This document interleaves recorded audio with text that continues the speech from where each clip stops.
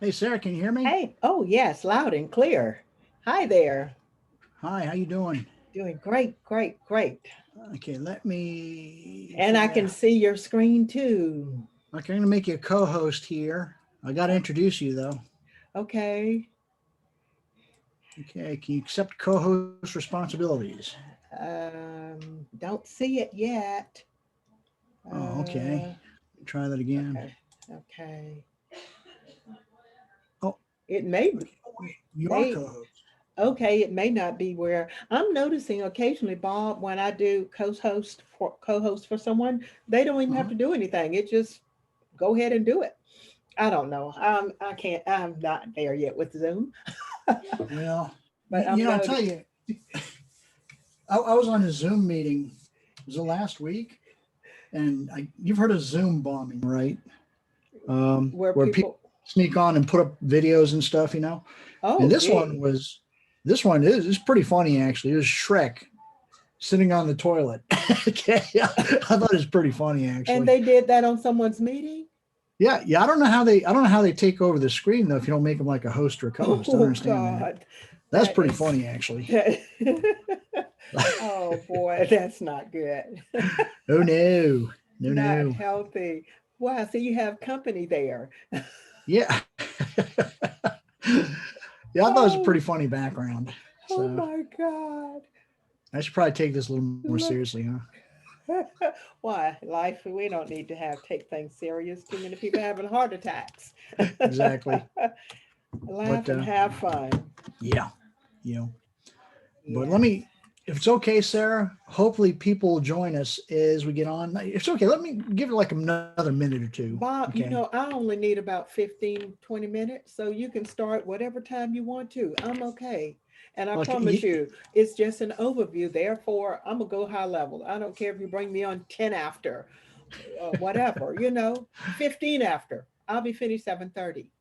okay. Well, interestingly enough, I'm actually using, well, I'll tell you before, as I introduce you, but I called LegalShield. Eddie and I are doing something and we're looking into the nonprofit aspects of it.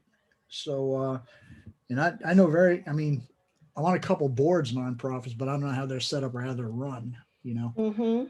So there's a really nice attorney in with Merritt Webb, Attorney Battelle, and she's actually been very helpful.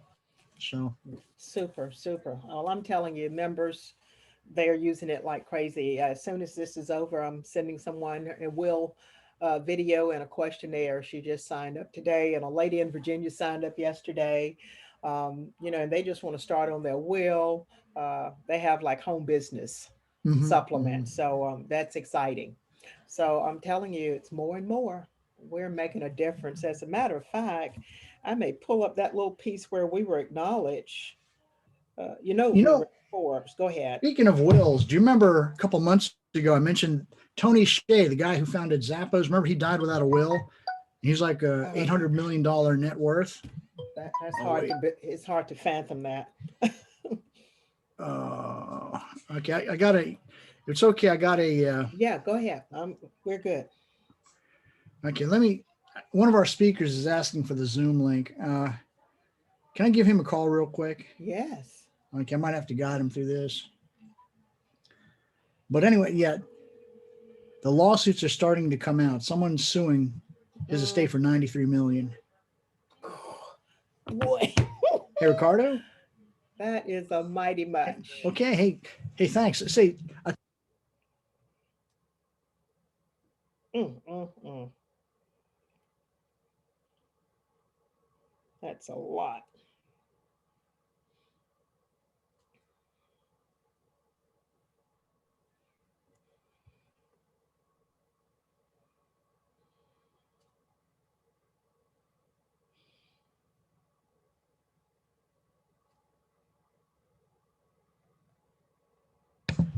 hey, Sarah. I'm going to get you started, and I'll guide Ricardo how to get onto this. Okay, because he's actually That, one of our speakers. All oh right. God. Okay. Okay. Yeah. Sorry about that. Okay, folks. This is the pre-meeting session on how to obtain affordable legal and identity theft protection through LegalShield. I use it regularly, and I'm grateful that we have Sarah Mitchell, our regional director, and I still haven't corrected that. Don't worry about it. Director. Yeah, sorry. I don't know why it keeps on saying that. Okay. Anyway, now I know. Okay. So now it's saved. A regional director, Sarah Mitchell, to talk about it. But anyway, with regards to the LegalShield thing, especially since COVID-19 came into our lives, all of a sudden there's a bunch of articles stuff warning employers and employees. These are the kind of lawsuits that can actually pop up in our lives. And as you know, we live in a litigious society anyway.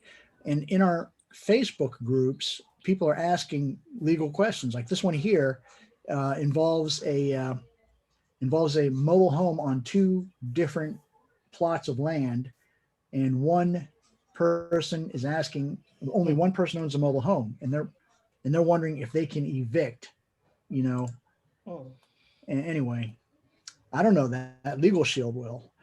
Also, here's another one in terms of I have a possible deal in the works. Okay, someone might need a probate attorney. Again, this is something that's a LegalShield issue. Obviously, I'm not an attorney. And if you want affordable legal help on stuff like this is where, in my opinion, this is where LegalShield comes in. Another one is asking for a couple had their roof on their trailer, their mobile home, replaced for $22,000. A mobile home roof, a regular double wide, $22,000. Okay, for that price, you can easily do 4 normal single family houses. So that's another LegalShield question. How do you fight stuff like that? Okay, this is one that popped up, relatively early this year. This person was asking if it's possible to, Hawk Law, one of those ambulance chasing attorneys. Okay. Apparently she was involved in a car accident, and the people she was in the car accident with hired Hawk Law. And how do you take care of this situation? Because their insurance may not cover, all the liabilities involved. So again, this is a LegalShield issue. In my case, since last month to this meeting, I've used LegalShield 3 times. Okay. Because I don't know the answers. And now I could probably spend hours and hours and hours of my time looking for it and maybe getting what I think is the answer. But I'm just going to call the attorneys. Okay. For my monthly fee of 30, what am I paying, sir? It's $25 30, plus another 30. Yours right at it's 38, right? 37.90 right there. Okay. Now I just call them at will pretty much.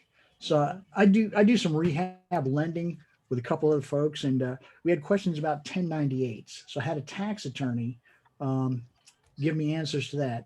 Also, as I was telling Sarah before we started this, one of our speakers tonight and I are actually looking to go into a nonprofit venture, and I have LegalShield, Merit Web, if you will, through LegalShield, working on that to give me the ins and outs of nonprofit entities. And I had questions about boarding houses. So I use it regularly, at least twice a month. And this month I used it 3 times. So if you want legal questions answered, I don't think for the price, I don't think you can beat LegalShield. Anyway, let me introduce you to our LegalShield regional director. Okay, Mrs. Sarah Mitchell. Okay. Sarah is formerly trained as business administration and accounting. She's a former manager at Bell South. She knows business. Sarah joined LegalShield in 1998 and now does this full time to train small businesses and individuals about how to get the affordable legal protection. She specializes in small business and employee benefits to help small businesses affordably protect and grow their businesses.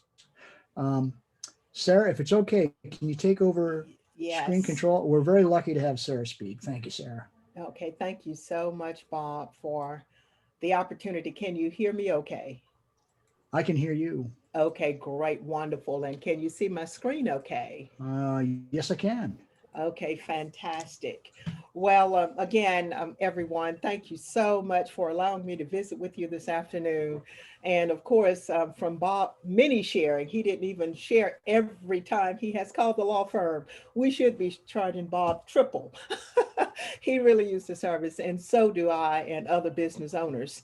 As he stated, I've been with Legal Shield for quite some time, and I am very, very passionate about the service, and especially this part because I too you know, small business owner. And there were times prior to Legal Shield that I certainly did not have the billable hours to reach out to an attorney. So Midlands REIA partnered with Legal Shield, and now they are a marketing arm. You can even go to their website. The link is there for additional information.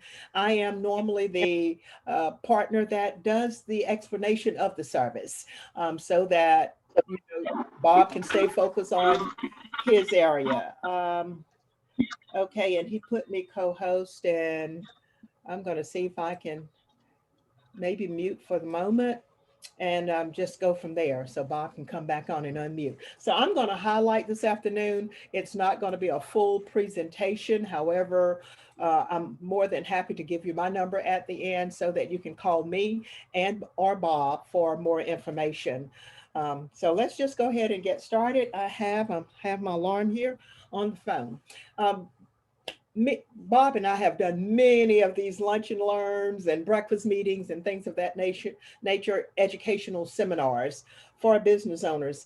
And just say prior to 2020, well, I mean, 2018, 2019, when we would host a luncheon or any type setting, bringing in our business owners, the top 10 issues faced by legal businesses were identified.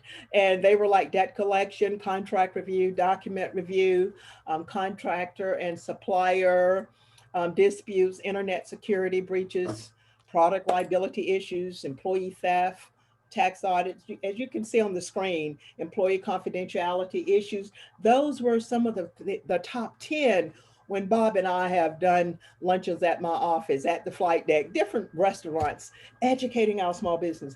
Guess what? It has shifted, family. And that's where we are, the shift in the marketplace. COVID has brought about some some serious changes, and many business owners are finding themselves without answers. That's why Bob and I are so excited and passionate and appealing to you to share this information with others. Tell them, go to Midlands REIA site, click on the link, look at all that we have to offer. Because now, as it relates to debt collection, guess what? It's can I or should I send a debt collection letters? I'm having more and more business owners refer to me asking debt collection related questions. And I'm saying, I cannot answer that. What I would like for you to do is let me explain the service and you can call your law firm. You're not paying billable hours. They are so relieved because they don't know. We even have a COVID resource library that Bob can provide you. That's huge. Also, again, what has come about? Contract review, contractors and supplier disputes. The question is now, can I be responsible for a breach as it relates to COVID? Document review. What do these new governances and legislations mean to me? Each one of you are a business owner in some capacity. What does it mean to you? Employee issues. Do I have need a remote agreement? How many employees are working at home?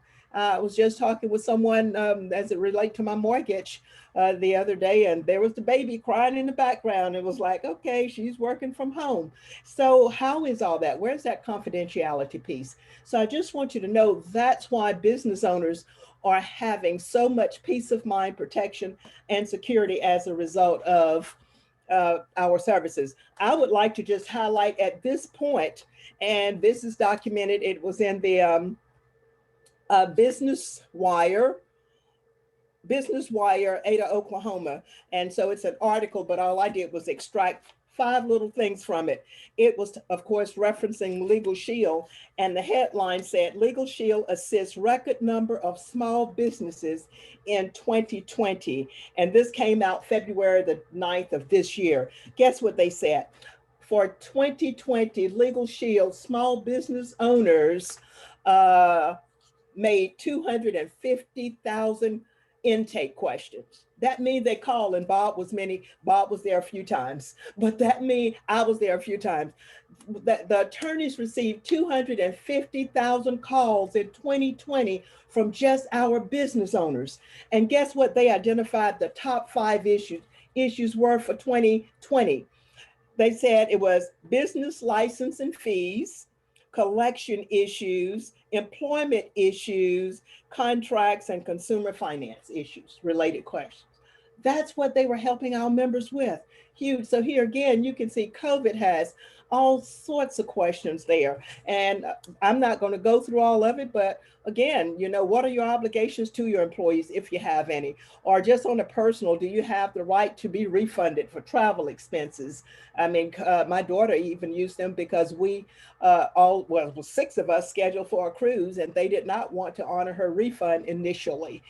So she got the attorneys involved in that. I mean, that was a $1,500 deposit there. So again, you never know, college and private school, all of that, So what have we discovered? Nearly 60% of small business owners who said they experienced a legal event in the past 2 years reported not hiring an attorney. Why is that? Because of the billable hours. So many of our business owners now are having extenuating circumstances financially anyway. And to be where they have to pay $250, $300 an hour, that's huge. But with our little plan, it's not, we look at it like it's free. In essence, I'll show you how you can have it at no cost. But it's like, how many of us go to Starbucks without thinking about it? Go to Panera Bread without thinking about the cost? That's what you're looking at with this legal plan, and why Bob and I are so excited. There are so many questions now as it relate to the PPP program, the EIDL loan advance, the SBA, all of these debt relief. What if you could just pick up the phone, call your law firm, and stay focused on your business? What other questions are in the marketplace? Well, ask yourself, have you signed a contract, or are you signing a contract? What about landlord and tenant issues? So many of you on the line right now are investors, and you have tenants in some of those properties, and vice versa. So what if you could just pick up the phone, call your law firm? Have you ever been charged or treated unfairly? What about receive a speeding ticket? Boy, I can raise both hands on that one for sure. And I was so relieved when they negotiated my points and my fine because my insurance didn't go up. What about, your identity? And the list goes on and on. Need your will prepared. I'm doing a will workshop tomorrow afternoon for a family. That's how important it is. Had a 17-year-old to call me this afternoon about getting a will for him and his mother. And it's like, wow, 17-year-old. So that's what he was at the bank doing a transaction, and my name came up and he called. So that's what you're looking at. So here again, real quick, just imagine having affordable access to the justice system. Your law firm, if your phone is in your hand, your law firm is in your hand. That's what we're doing, connecting individuals. So you can download the app on your phone, have it activated, and now you have access to your law firm. So business and personal matters. Is your business worth $1.25 a day? How many of us walk over quarters and dimes, in the parking lot? We just don't even stop to pick them up. That's what you're looking at. You could accumulate that during the course of a month to pay your membership. So this is what I would love for you to pay attention to. This is a sweet spot for many of Midlands members, the association members. This is what Bob has. And you have heard how many times he has used the law firm. $12.95 a month added to a legal plan of $24.95. You're paying $38 a month for all of what I'm about to share with you. And because of time, I am not able to share all the stories with you, but I have used the service for the last almost 24 years, since 1998. And I can wallpaper my office based on how much I've used it. So just imagine, for that $12.95, and if you have a spouse and they're in the business with you, they can call the law firm as well. They would be covered. Phone consultations, unlimited number of phone topics. It doesn't matter what it is. Pick up the phone and call your law firm. Legal documents, they review legal documents up to 3 per month. That's huge. up to 15 pages. That's enormous for $12.95. So that's what you're looking at there. Letters and phone calls on your behalf. Up there will write up to 6 letters and make phone calls on your behalf. I just enrolled a gentleman, a termite company, and he said that he has an excess of $25,000 in debt collection right when he signed up. Was that a relief for him? He's not turning it over to a collection agency, getting about a third of it, of what's recovered. He's turning it over to the law firm and getting 100% of what's recovered. They even cover you for that same $12.95 specialty matters. You can have them. It could be employment law, tax, securities, intellectual property, all of that for $12.95 added to your $24.95 legal plan. And you get Schedule C and Schedule E IRS audit representation. I have utilized the attorneys when there was that audit situation, and it meant so much to have that tax attorney advise me on what I needed to put together, what I could just not. If I need to go into the IRS office or whatever, that next step, they would have even accompanied me, but mine didn't go that far. So it was so great to be where I could pick up the phone and call my law firm, tap the app, call my law firm. So here's what you get for that basic $24.95. The home business supplement is just that. It's an add-on. So you add that to this basic product, just like your insurance, car insurance, you can add additional coverage, your homeowner's insurance, you can add jewelry and all of that. That's the concept. So for your $24.95, you have unlimited telephone consultation, letters and calls made on you. They make letters. They write letters, make phone calls on your behalf. They review contracts and documents, personal, up to 15 pages. You get, if you don't have a business, your regular W-2 filing is covered. Civil and trial defense, you start with 60 hours and it increased each year up to 300 hours. Do the math, just say even at 60 hours time $200 for an attorney. How much is that? That's substantial. We even cover uncontested divorce, name change, adoption, separation, all of that. You may know 1 or 2 individuals right now who have been separated, oh my God, forever. Sometimes people have been separated so long they don't even remember each other's name. What if we could just share that with them and now they can finalize that? Here again, speeding tickets. Oh, my last ticket, I didn't have the app at that time. That was in 2001. But I tell you, I called that law firm the day after Labor Day. I got the ticket on Labor Day coming back from the beach and at the beach. And of course, I got back to Columbia that Tuesday morning. The law firm was the first person I called, faxed it in. So I'm dating myself. You know how old that was when you fax in a ticket, but I was ecstatic. I faxed it in. They negotiated my 4 points, my fine, all of that. My insurance did not go up. Was that worth my $24.95? You bet. We even provide estate planning.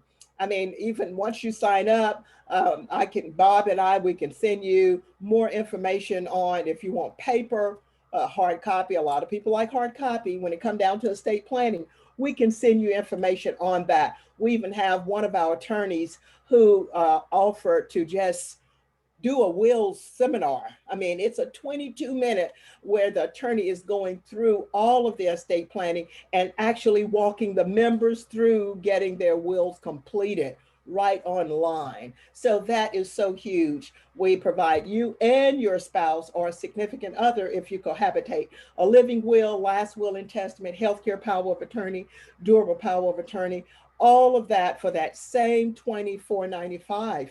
And that's why we are so excited about what we do. It's just flat out unbelievable.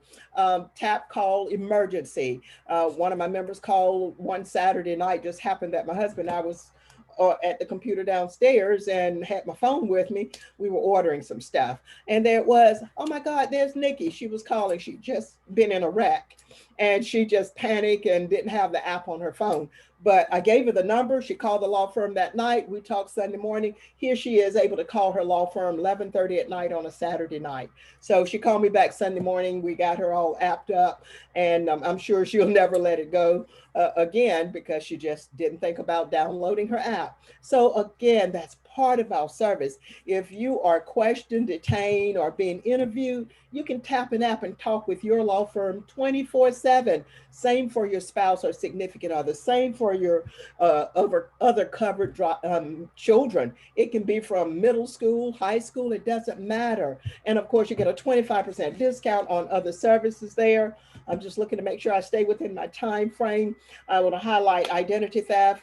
Identity theft is the #1 reported crime to the FTC, and it has been for the last 18 plus years, family. So, I mean, thieves don't want your money anymore. They want your identity. It's the you factor, and you are guilty until you prove your innocence. So what do? We provide complete restoration. That's what set us apart from others. And whether it's medical theft, Social Security, DMV, criminal character, financial, or what medical, Social Security, DMV, financial, or even synthetic theft. So we cover all areas as it relates DMV, all areas. And I'm just highlighting here, as you can see, we have the tri-bureau monitoring. I mean, they're looking at your passport, driver's license, your email, medical, dark web, social media, all of that, your 401k, your loans, your investment, all of that.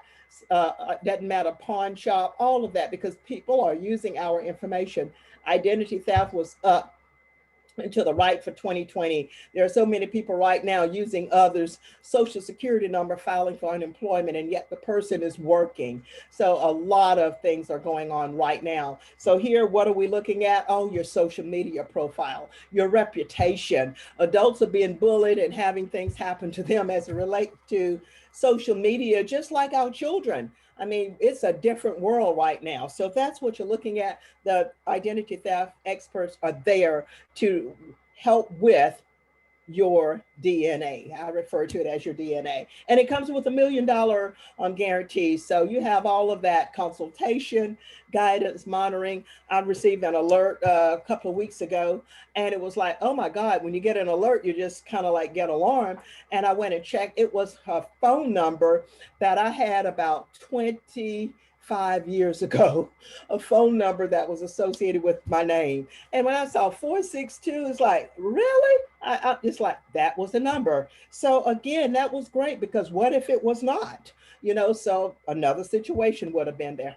That's the slide I duplicated. Commercial drivers, if you know any drivers, we cover them. That's huge, family. Tragic accident representation, moving violation, DOT, CSA, all of that is inclusive for commercial drivers plan.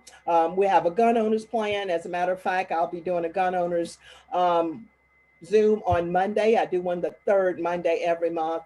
That has become so popular. And as you can see there, it comes with advice and consultation. It even comes with trial defense services aside from your personal trial defense, just for gun owner related matters. That's huge. You could be authorized to carry and all of that great stuff. But if you're traveling from South Carolina to Kentucky or Illinois, different states have different laws. What if? So here again, that too has a 24/7 emergency. And all I've shared with you tonight, I mean, we have so many other services. We have share riders. We have services, plans to cover your Uber, your Lyft, your DoorDash, all of those type entrepreneurs who are out here doing everything they can to make ends meet.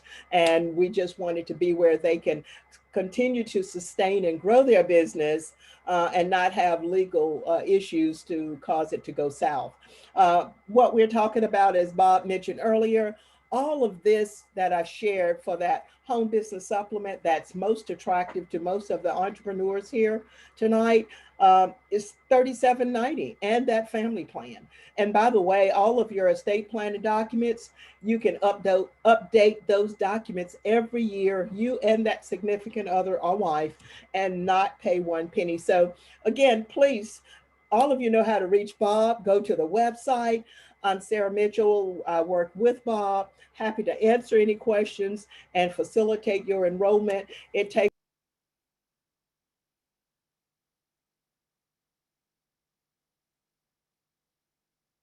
Hey, Sarah, we can't hear you.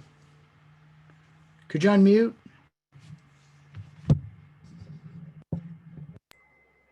okay. I don't know how long I've been muted, Bob. Just a Can you hear minute me or two. now? Okay. Just about a minute. Okay, well, here again, family, my time is about up, but we have perks. Bob and I can share with you how to use the perks.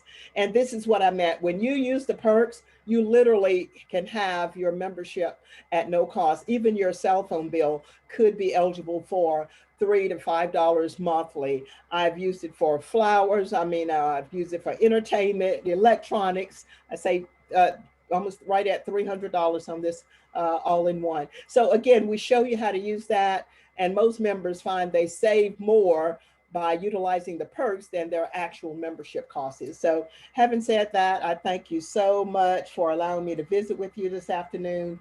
And all of you know how to get in touch with Bob. Thank you, Bob. Thank you, Sarah. Let me put my screen back up. That was great. Oops. Is that working right? Okay. I can see it. Okay. As I mentioned, even just within from the last meeting to the meeting now to today, I've used LegalShield 3 times, and actually more if you consider ongoing things. But I initiated new issues with LegalShield, and actually Andy Holland helped with this one as well. Filing the IRS Form 1098 as a mortgage lender because I do some rehab lending. Rules and regulations about nonprofit entities. One of our speakers tonight, Eddie, Sabina, and I are talking about going into nonprofit venture. So it's a community service thing. And also, I had some questions about boarding houses. And, in the past, actually, even now, if you call a regular attorney, you're on the clock. You're going to get billed. But with LegalShield, I just pay the one monthly fee. I just call them like I'm just calling a friend. So anyway, but thank you, Sarah. I appreciate it. Thank you. Okay, this is where we start the actual Midlands REIA introduction to what Midlands REIA is and also our speakers. And thank you all for attending. Now, we're not meeting in person yet. Okay. Now, I noticed that the COVID numbers seem to be going down, and with the vaccine now out, hopefully we can even start meeting as soon as next month. Let me check the numbers, but it'll be back again at the Hyatt Place, Columbia Harbison off of Lake Murray Boulevard. But hopefully we'll start meeting next month. Please keep an eye on, on your emails. Liability disclosure. Okay, unless you're a guest on this. As far as I know, there's no licensed attorneys or financial planners or advisors on this. So anything that you might hear from Midlands REIA, any of the members or anything like that, or myself, we're telling you our personal experiences. If you question the legal or financial wisdom of what we're telling you, please seek qualified help because technically we're not it. Okay, some REIA goals for 2021. This is kind of a given. Nationwide, the success rate of the new people who do real estate investing, the common people, not the people like born with money and stuff, but the common folk like us, okay, only about 3% ever do even a single deal.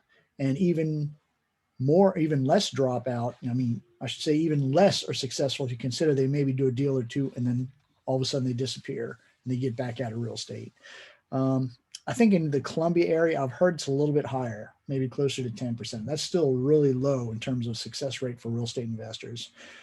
Our goal is to drastically increase that. We're looking to put out better and more workshops. And this is a Carlos Barrera thing. I say subgroups. He said, let's use the word cartels. Okay. It sounds a lot. Anyway, so we're always looking to put out more workshops and better workshops, as well as subgroups. Be wary about those expensive coaches. Like we had maybe a couple weeks ago, we had you know who come to town, and what they do is they give you a free 2 hour meeting, and then they upsell you to their 3 day boot camp, and then they give you the big upsell into their expensive coaching programs. Be really careful with that one. Okay, I don't think you need to pay those kind of that kind of money just to learn about basic real estate investing. All right. Midlands REIA's goal is to greatly increase success to at least 50%, preferably more. Okay, up from that 3% or 10% or whatever it is to at least 50%. For beginners, we want to get you up and running as quickly as possible, independently from everyone else. Now, we'd love to keep you year after year as an annual member, but we know your situation changes and all that, so we'd like you to even get up and running independently of us. Okay, for the advanced investors who do stay in the area, we'd love to keep you, of course, as annual members, and we try to provide the best continuing resources possible. We're like a reference library, if you will. Okay, so we'd like to keep everything current for you and whatnot. Now, why the low success rate? That seems really bad. Okay, when you consider there are a good number of people who buy courses and coaching and all this stuff in real estate investing, I think it's because it's a very low barrier to entry. Okay, especially real estate investing, the way we get into it, it's so easy to get into it. It's also easy to get back out of it. Okay, it's easy to do and easy to not do. You'll see along the timeline. Okay, if you practice a few simple disciplines every day over a long period of time, ultimately you'll reach success. If you keep on making boo-boos all this time here, you're going to experience failure. Okay, I think most people quit somewhere along this timeline here, because you can see success and failure look very similar until you reach that one point where all of a sudden, boom, you're starting to get success. Okay, so don't quit. All right, just I heard somebody say, you can quit anytime. Why quit now? So, perseverance and tenacity, and also, use some common sense. So how does a good club or association help? Okay, it's not just Midlands REIA, but any club or association. If you're looking for one, a good club or association, in my opinion, will offer an abundance of resources, provide great networking, give the best training possible, and it's always seeking to improve and adapt. And also, a good club or association will have not only the people who are helping run it, but also the members hopefully can contribute on learning and teaching the best practices for local investing. Okay, I'm going to say local investing for Midlands REIA. If you want to invest out of the area, out of state especially, Midlands REIA may not be your best choice. Okay, I've done that. I've played that game. And it's a lot easier. Local investing is a lot easier. There are deals here. Okay, don't let people say there's no deals. There's deals here. You just need to know where to look. How can a good club or association help again? Well, here's an example. Okay, I joke around with Kristen, as I say, Kristen's my daughter. Okay, but they have those HGTV shows, and they show like these numbers and stuff, and say, "Oh, look how much profit you can make here." And I was curious, and I put it on Facebook and said, "Does anyone really believe this?" And immediately, Kristen got educated, and she said, "No." Among other things, the first thing that popped into her mind is, "Where's the holding fees?" And that's correct. Okay, holding fees as well as other miscellaneous fees that they missed. So don't trust all those HGTV shows either. Okay, get tied into a local REIA or just somewhere where real estate investors who are doing the business actually congregate. Now, we are on the major social media sites: YouTube, Facebook, Instagram, LinkedIn. But if nothing else, Twitter, I forgot Twitter. If nothing else, I hope you join this Facebook group here. This URL redirects to our Facebook group. Or alternatively, you can go to midlandsrea.com, and you'll see here, this link here also redirects to our Facebook group. Okay, there's a lot of deal flipping going on there. And if you just click join, we'll approve you in. Come on, pull up. By the way, I was suspended from Facebook, And that'll be in the next meeting. I'm going to show you what to be careful of. But anyway, you'll see there's a lot of deal. If there's a good deal, okay, you'll see like maybe a dozen people jump on it. If it's not such a good deal, and you don't have to post just deals, okay, post questions like where can I find a good plumber, okay, or a good roofer, something like that, okay. You'll see people are very helpful here. Now, I get this at least once a month. Someone saying, okay, where's your cash buyers? Well, the cash buyers and their phone numbers. Now, I try to keep this up to date. Okay. The cash buyers and their phone numbers, if you log into the members area, once you're an annual member, this pull down menu will come down and there's a section just for cash buyers, as well as, of course, we have our contracts, marketing materials and whatnot, et cetera, et cetera. Okay. So you won't see this at first until you log in. Once you log in, then you see this entire pull down. Now, one of the workshops, in fact, we just had a workshop yesterday. You can see Blair Koblisky. This is her rehab. It's in Rosewood. She did a really good job with it. But this is the only contractor, frankly, I trust in the area is Eddie Sabina. Okay, and you can see he's actually the one who engineered the work for this thing. But Blair did a bang up job with this rehab. This is a pretty extensive rehab. So the numbers on it should bring her a nice profit. Okay. And because there's Blair and Eddie, of course we can trust that the work was done correctly and well. If you could now, please continue to check our calendar of events. Oops, let me just pull this up here. Okay. Our calendar of events here, generally, we, check it regularly because we're always posting new materials that are coming in and whatnot. As you can see, because of the pandemic, there's not a whole lot going on.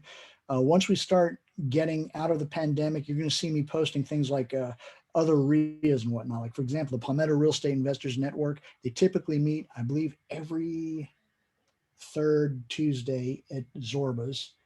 And the Women in Real Estate group, the Wire group, is every fourth Saturday, et cetera, et cetera. Okay.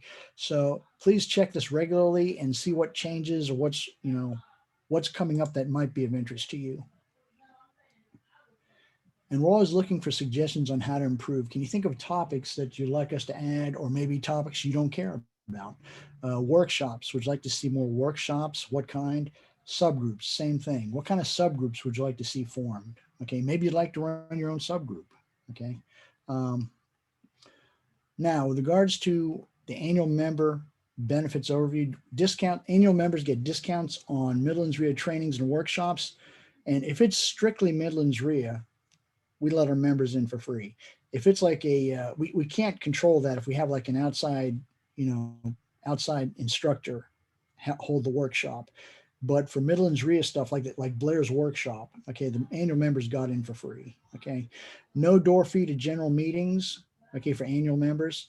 Access to the members area, local cash buyers, again, documents, videos, and other resources, contracts, purchase and sale agreements, things like that, okay, and close guidance for deals. Okay, now when I say that, we have a great group of folks. Andy and Ann Holland, Adrian and Mark Morgan, two more prolific private lenders in the area.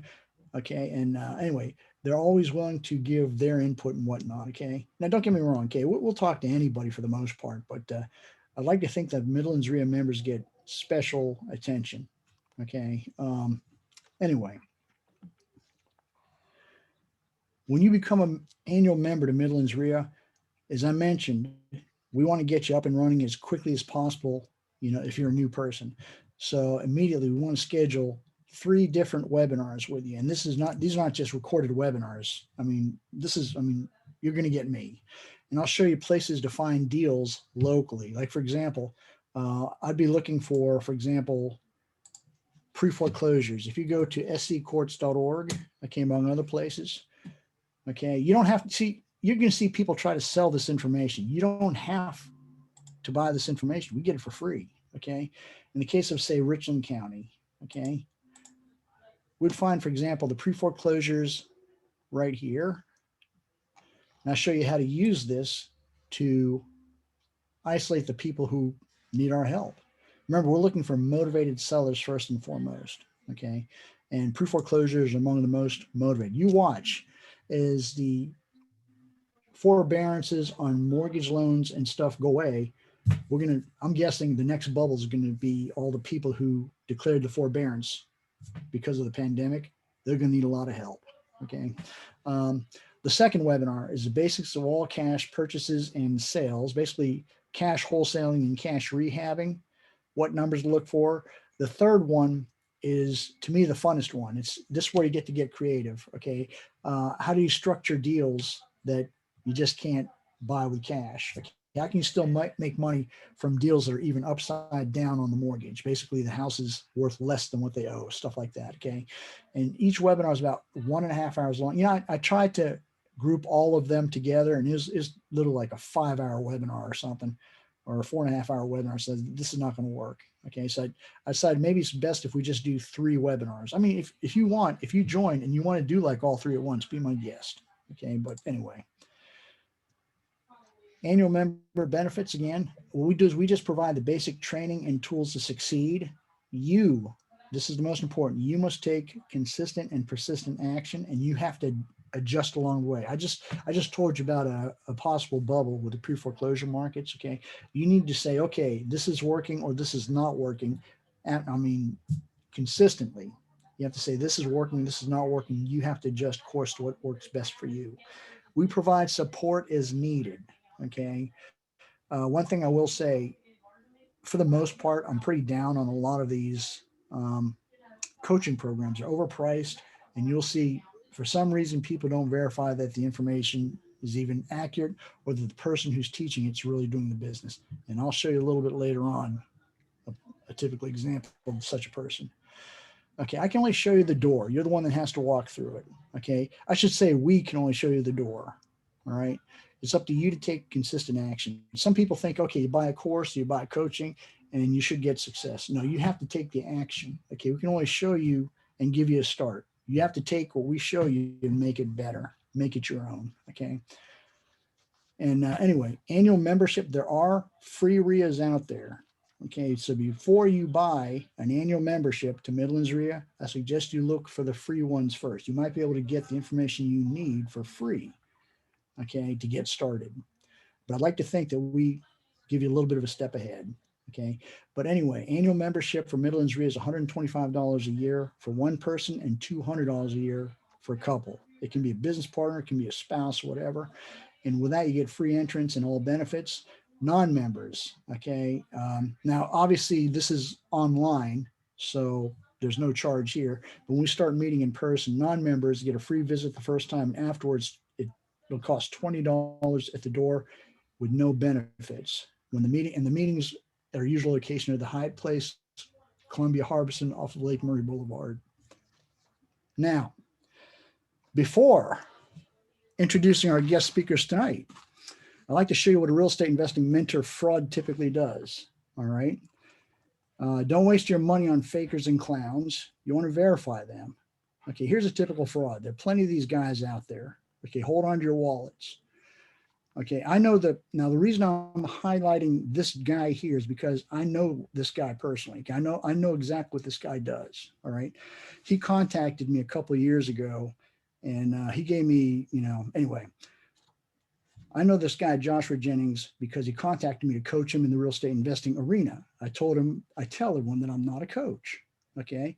You can see here, he's saying, he wants me to be his mentor. I don't think so. Anyway, after showing him how to find deals and emailing him some forms and templates, I just stopped replying to him because I suspect he's going to become a scumbag. Okay. As you can see, he had 2 different phone numbers at the time. I don't know if they still work. Okay. This one looks like it's in Tennessee or something. Okay. I don't know. Give him a call. Tell him I said hi. Joshua told me he grew up middle class and his parents owned several properties already. So not like he started with nothing like he claims. And all of a sudden, a couple of years later, he's a real estate guru and coach. Okay. He does sell a course now. You can see his course sells for $500 without his coaching and $1,000 with his coaching. I perused several of these modules. This is just stuff you can Google for free, on YouTube, whatever. Okay. His course is all online. As I mentioned, this is stuff you can find for free online. Now, I believe there is value to his compiling the information in one location so you don't have to search for it. Okay. And I do commend him for that. Okay. You have to decide for yourself if it's worth paying $500 or $1,000 for it. What's kind of scammy about Joshua and his course and mentoring is how he sells it. He claims to have been on food stamps and started with nothing. No, his parents owned properties. He told me this. In fact, I sent him through one of our webinars, the deal finding one, because I thought this was a nice kid. Okay. And I think I have that on recording somewhere. Okay. So he's quite welcome to call me. I'll be glad to expose that as well. All right. Anyway, he markets and sells to a specific community. This is called affinity fraud. Okay. In this case, the African American community. Basically, it targets a group of people to gain their trust so you can make more sales. All right. If I was to scam somebody, I'd go after the Asian community, specifically the Korean community. Okay. So anyway, Bernie Madoff, the $50 billion Ponzi schemer back in 2008. I don't know if you all remember him. He went after the Jewish community at the synagogues and whatnot because he's Jewish. Okay. So he gained their trust and he took their money. All right. Okay. Joshua claims to have made a lot of money in over $1 million have over $1 million portfolio of properties. One of our members texted this to me a while ago, and she couldn't get addresses to his properties. He may have done a deal or two, okay, which is fine, but then he's overblowing it. Okay. As I mentioned, I don't care that he put a course together. What bothers me is he's typical of the gurus out there who fake their credentials to sell more stuff. Okay. The bottom line is he's a fraud. He puts himself out as a self-made millionaire real estate investor, but I'd like to see proof of that now that he's a coach and mentor. Okay. The true successes in real estate investing have proof. They don't brag and post their money online or anywhere else. Okay. Here's another Joshua Jennings post. Okay. I don't see Bill Gates, Oprah, or Warren Buffett doing this kind of stuff. Okay. They just do. All right. So be careful with your money. All right. We know they're successful. They don't put it out there. Okay. Short story. Free and inexpensive social media like Facebook, YouTube, Twitter, Instagram, etc. It produces scammers. It's too easy to get it out there. Verify coaches and mentors who try to sell you their expensive coaching services. Verify the people who claim to be experienced and then try to sell you their expensive courses and educational materials. All right. It's your money. You can spend it the way you want. I fell for this when I first started real estate investing. All right. So I felt that pain. So believe me, I know from personal experience. All right. Anyway, this leads us to proven real estate investing successes, the people who are really making things happen. Okay. Not the frauds like Joshua. All right. Tonight, we're going to have an interview with Desmond Milligan. He's known as Tim Billions on Facebook, especially. I don't know if he has an Instagram account with Tim Billions. Ricardo Giles and our own Wayde Eddie Sabina. Okay. Desmond and Eddie did prison time, one for drug dealing and one for drug possession. All right. Ricardo started with no money, and now he owns a chain of mobile phone stores. I understand he has 10 of them. Okay. Now, Desmond and Ricardo are business partners. They've been longtime friends. All right. One of our members here, I think y'all know Carlisle. He grew up with Desmond. So he verified all this. Unlike Joshua, Desmond's the real thing. Okay. Eddie, we know Eddie. Okay. We definitely know Eddie. In fact, this can be verified online. All right. Desmond, I hope you don't mind. I'd like to see your smile. You're a handsome man. I'd like to see your smiling face. Okay. And Eddie, this is the federal prison system. So yeah, he's right there. Okay. This is not stuff that I'm making up. Now, one thing I will tell you about Desmond, okay, and I guess he doesn't expect me to mention this. I've verified through, Carlisle, I hope you don't mind, that Desmond has 5 daughters. When he got out of prison, the mother is still strung out. She's basically still incapacitated by substance abuse. All right. Desmond could have easily taken the easy route and let his daughters go become wards of the state and just start a whole new life. Okay. He manned up, he sucked it up, and he took care of his 5 daughters. Okay. That to me says something about Desmond. All right. Now, if I knew that what I knew then, I would definitely re-enter real estate investing. And I'd want to follow someone like Desmond, Eddie, and Ricardo. Okay. Back in January 17th, 2021, I attended one of Desmond's and Ricardo's workshop. And you can see Eddie here. Okay. Eddie was their rehabber. Okay. This was a great workshop. I've attended a lot of these workshops, these rehab workshops. Those are probably one of the best ones I've ever been to. All right. They told us what has to be done to find the kind of deals they do, how they have to hustle and whatnot. Okay. And of course, having Eddie there to explain, what's wrong with this house and everything. And Desmond and Ricardo know their limitations. Okay. When it came to actually fixing the house, they knew to defer to Eddie because Eddie knows houses inside and out. Anyway, short story is I'm very glad that we're able to have them on here tonight. And this is their contact information here. Oops, other people want in. Okay. Okay, Kristen. I never said that. I never said Eddie was white. Okay, so that's my daughter, Kristen. Anyway, let's start with a little bit about Desmond, Eddie, and Ricardo. Are you guys on? Can you hear me? Eddie? Can you hear me? I can hear you. I'm on. How you doing today? Okay. That's Ricardo? Is that Desmond? That's Ricardo. Okay. I'm Okay. trying Hey, to- Ricardo. I'm trying to Thanks get for on. coming on. Okay. You always you gotta get with the technology, brother. But I don't know, man. Y'all can hear me? Yeah, is that Desmond? Yes, sir. There you go. Great to see you. Y'all can see me? Yeah. I was supposed to get Eddie's mugshot too. I never got one from Eddie. I know I'm supposed to get my field. Can you hear me? I can hear you, Eddie. Yeah, I was supposed to get, I still have my Bureau of Prisons card. Hey, Christian Johnson. Yeah, I don't know why they put me down as white either, Christian. Oh, okay. That's what she was talking about. Yeah, okay. I was wondering about that. Okay. Well, now I know. Okay. Okay. Well, if it's okay, guys, I want to ask you a couple questions and I want to know more about you guys. Okay. Can each of you tell us a bit about of how each of you grew up, what your backgrounds are, and what you had to do to achieve the level of success that you're at now? Youngest first. I think that would be Ricardo. Hey Bob, how you doing, man? Why you gotta put me on the spot, Eddie? Oh, man. So Bob, what you say that? Repeat that one more time for me.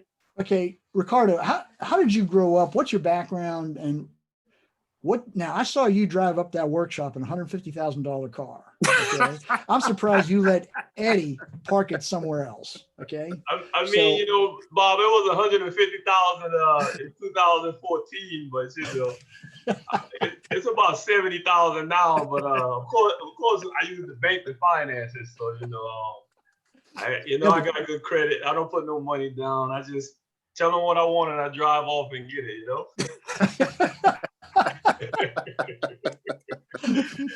Well, Ricardo, what's your background and what'd you have to do? And I understand you own like a bunch of cell phone stores, like 10 cell phone stores. Okay. Yeah. Okay. How did you start and what did you have to do to achieve that kind of success? I'm from a small town outside of Charleston called Pineville, South Carolina. It's by another town called St. Stephen. Me and Desmond, we grew up around there many years ago. We don't live there currently, but I was always real smart in school, but just I could say when I was younger, I wanted to be in the street, I wanted to be hard, I wanted to, do all the bad things, but like similar to Desmond, we was always like one of the smartest kids, but we always just went the trouble route because we always thought that was kind of cool. So, anyhow, I grew up, single mother, with my mom. She was married to my stepfather. He was on drugs bad, and to make a long story short, they separated, they moved to Charleston, and I was left on my own living with my cousins. So, from then, I was in the street, doing whatever to make money, from selling drugs to just anything, So never really got in a big situation where I had to do time or nothing, but I had many brushes, a lot of brushes. So but currently now, fast forward to that. So as time passed on, went on, I eventually, when I had my first son or whatever, I realized, I had to really get my life together. A lot of my friends were leaving me doing time. A lot of my friends were dying. Desmond left me. He did like 10 years. Other friends of mine doing life, so it was really time for me to really start getting my life together and trying to get myself on the right path, especially after I had a son. So I started off with one store back in Charleston, South Carolina. At the time in the cellular business, it was like minimum money to get into it. You're talking under $10,000. So I scraped that up. I worked in that store for, I'll say, 1 year straight, every day, grinded. Finally got another one. As years went by, eventually I expanded out into Columbia, and I expanded out into upstate as well. So fast forward to now, how I really got into the real estate game was, fortunately for 10 billion, he he's a very smart guy. Like I stated before, he reads a lot. And when he came home, he started talking about this, and similar to like everybody think that it's fraud. I would have thought it was fraud if it didn't came from him. But since it came from somebody who I know was real reputable, as like I heard of it, but I never heard of the terminology or never had no one next to me to really teach me the process. So I tried to get into real estate, I'll say like in 2011 and 2012, but I couldn't wrap my hand around the purchasing the property off the MLS for 90,000 and 100,000, 120,000 and renting it out and making $500 or $600, rent it out for $700 and bringing home $100 to $150. So, at the time I was in the beginning of the cellular business, and I'm like, this makes no sense. Like, why would you buy this and make such little money on return? So I talked to some other guys who was doing it in the cellular business. They say they tried it, it didn't work out. They dropped the house, they repossessed the house. So I was like, you know what, I ain't even messing with it. So fast forward to now, I never touched it then back in that time zone, which was like 2011, 2012, 2013. I wish I did, but I didn't. So now when Desmond came home a few years ago, while he was in jail, he kind of talked about it, but we really didn't ever have a lot of time to really talk about it, and he just said, what he wanted to do when he came home. Then he came home, and then, he grinded and consistently followed up. And like you said, similar in, when you first talked about it, he executed, because I think a lot of people think that these courses, you could just take a course and then you automatically got it. You have to take the stuff and you have to really execute, and really do your due diligence and really, if you really want it to happen, So fast forward to now, Desmond taught me. Then after that, I started studying real hard.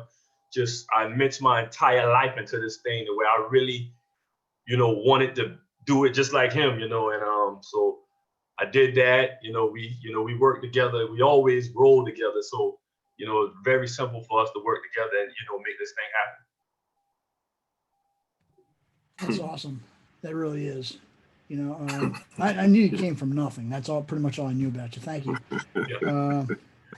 Eddie, Desmond, I think tell Eddie us a said, little about yourselves. I gotta go next, I believe. Yep, you're up. Eddie, you white for the night now. Come on now. Hey, you gonna get canceled. Please don't, man. Eddie's gonna cancel you out, man.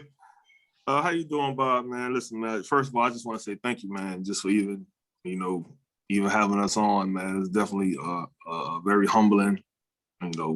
Thank you. I really appreciate it. Ask the question one more time so I can kind of answer it. I can answer it correctly. Okay, can you tell me a little bit about how you grew up, what your background is? What did you have to do to achieve the kind of success that you're experiencing now? Okay, well, like Ricardo said earlier, man, we grew up in a little town, right outside Charleston, South Carolina. At 15 years, well, by the time I was 15, man, we was already running the streets like crazy, doing everything you can think of. So, at 15 years old in the 10th grade, I got kicked out of school for selling a little bag of weed to some guy, and they kicked me out of school. So my mom made me go live in another small town 2 hours away called Gilbert, South Carolina. So I go from an all black town, all black school to the complete opposite, to an all white town, all white school, and certain classes, I'm the only black guy in the class. So, it's kind of a different experience. But now, looking back, I see that it was meant for me to go through that. But at 15, I made that change in my life. That's actually where I met Carlisle at. When I met Carlisle, we were 15 years old, and I've known him ever since. We've been good friends. We actually were basketball rivals back then, but we pretty good friends now. So, but yeah, just got up there and still doing the same thing, man. Like, to be honest, got up there and kind of did it to an even higher degree. So just running the streets, selling drugs, and just doing all the things you're not supposed to be doing, and until I got incarcerated at the age of 26. Well, right before I turned 26, I got incarcerated. 10 years for drug trafficking. 10 years for drug trafficking, man. By that time, I already had 4 daughters, and left them behind to go do time. So as I'm doing time, that's when I really kind of pick up the business skills and just learn about real estate or whatever. Certain books I was reading, just kind of learning the skills that lead to what I'm doing now, pretty much. So, but yeah, that's really it, man. Like just a street background, a hustling background, an entrepreneur background, because I've never had a job. So I don't even know like how to even go that route. It's still certain simple things in life that Ricardo still teach me, to this day. I just found out about a month or two ago that you can put money in your bank account by putting the money in the ATM. I thought you had to go inside the bank. So, it's just certain things like that, that I still don't really know. But, just a street background, a self-educated background. I read over 1,000 nonfiction books, still get up 4:30 every morning. By 5 o'clock, I'm sitting right here at the same table reading a book about an hour every morning, studying, learning. So, just a street entrepreneur mixed with a self-education, raised by a single mother, like Ricardo said. Father strung out on drugs, never in my life. So, I kind of look at it, it's crazy that I grew up without my father because he was on drugs real bad. And then my children kind of had to grow up without me because the opposite, I was selling drugs. I never used drugs, but I was selling drugs. So they grew up without me because of me selling drugs. And then, like you said earlier, I come home from doing 8.5 years in prison, man. And my kid's mom strung out on drugs. Still to this day, strung out on drugs. She had brain aneurysm and fell into a coma, and she's still using. So, I had to experience that. Came home with nothing, no money, no car, no place to stay. Like Ricardo picked me up, and he helped me out as much as possible. But I still, no income, no place, no nothing. I had to find a way. And like you said earlier, man, the girls. I came home and their mom was strung out. And I remember my second day home, their grandmother who had raised them while I was gone, she just walked up to me and she was like, "Tim, I'm tired." She's like, "I'm tired. I didn't did this for 8.5 years. It's your turn now." So I couldn't say, "No, you got to keep them another 8 years." You know what I mean? Like I had to get them. I had to get them. So just getting the girls, man, raising them, and just working extra hard because, you know, trying to rebuild your life with 3. You know, I have 5, but I didn't have to raise all 5. I only have 3 of them with me. So, which is a lot, 3 teenage girls. But, you know, trying to grind and come up by raising them at the same time, man. So that's pretty much what got me right here where I'm at now. So it sounds like your kids were kind of like ultimately like Ricardo is what you said, hey, I got to get my life together, right? Oh man, yeah. And you know what's crazy? To this day, like I still don't even go out or really do nothing because coming home, like having them, like I had to work so hard just to make sure I have somewhere to take care of them. I didn't have the luxury of having the money to go out and do things. Like any money I had to go toward bills or, you know, doing things for them. So I've been in that mode now since I've been home 3.5 years. Like to this day, I'm still stuck. Like I'm still as soon as we finish, I'm back to work, doing some more computer work and, you know, just finishing up for the day. But it's put me in a grind mode that I'm glad it's put me in that mode though. I'm glad it's put me in a grind mode to where I'm just, you know, supremely focused on what we're trying to do and what we're trying to accomplish. And I really don't get distracted by nothing. And I can sincerely say it's because of them. Like they really have me laser focused, to be honest. Thank you, Desmond. That's actually pretty telling. See, I grew up in a pretty stable background, so this is all completely foreign to me. You know, it really is. I appreciate you letting us into some of that insight. But, Yes, sir. Eddie, you up? Come on, Bob, can you see me? I can. Oh, okay. Most of you know me. I really want to focus on these other 2 gentlemen for several reasons. I remember when I first met Desmond Milligan, I didn't know who he was. He said, got my number or my name from somebody, a couple of people. He called me, we met, and I liked his spirit. Then he found out I was in prison too. We kind of we walked the same path. He talks about a book by Robert Kiyosaki. In prison, you can either waste your time or you can use that time to further your mindset. And he did that. And it's funny because he always talks about a book by Robert Kiyosaki, Rich Dad, Poor Dad. And he'll know this quote. That book woke me up too. It's funny, it was the first book I read because it seemed to be the simplest one.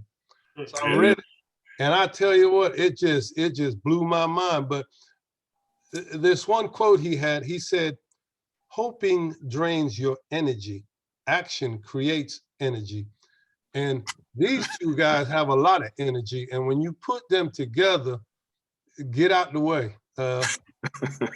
They give me free reign on their projects. They want to do it right. And most of y'all know me. I don't work with anybody who cuts corners. I won't do it. That's not my style. They trust me 100%. And I just genuinely like these guys. And I'm privileged to be working with them. And I hope we have a long relationship. Yes, sir. And look, Desmond, you know, Bob, you know as well as I do, everybody's trying to become a guru. Desmond is not trying to become a guru. He wants to help people help themselves. He's actually trying to pay it forward, believe it or not. Now, he can't do that for free, obviously, but he knows it. He does it. I watch this guy. I don't see how he does it. He's getting houses. When I tell you he's getting houses, he's looking at them every day. That's what he's doing. He's relentless, you know. But both of these guys, if you ever get around them, they're infectious. I mean, their energy level, their motivation, they want everybody to succeed. That's the difference. They don't hate on anybody. They want everybody to succeed. Only if you want to. Now, just like me, I don't waste my time with people who ain't real.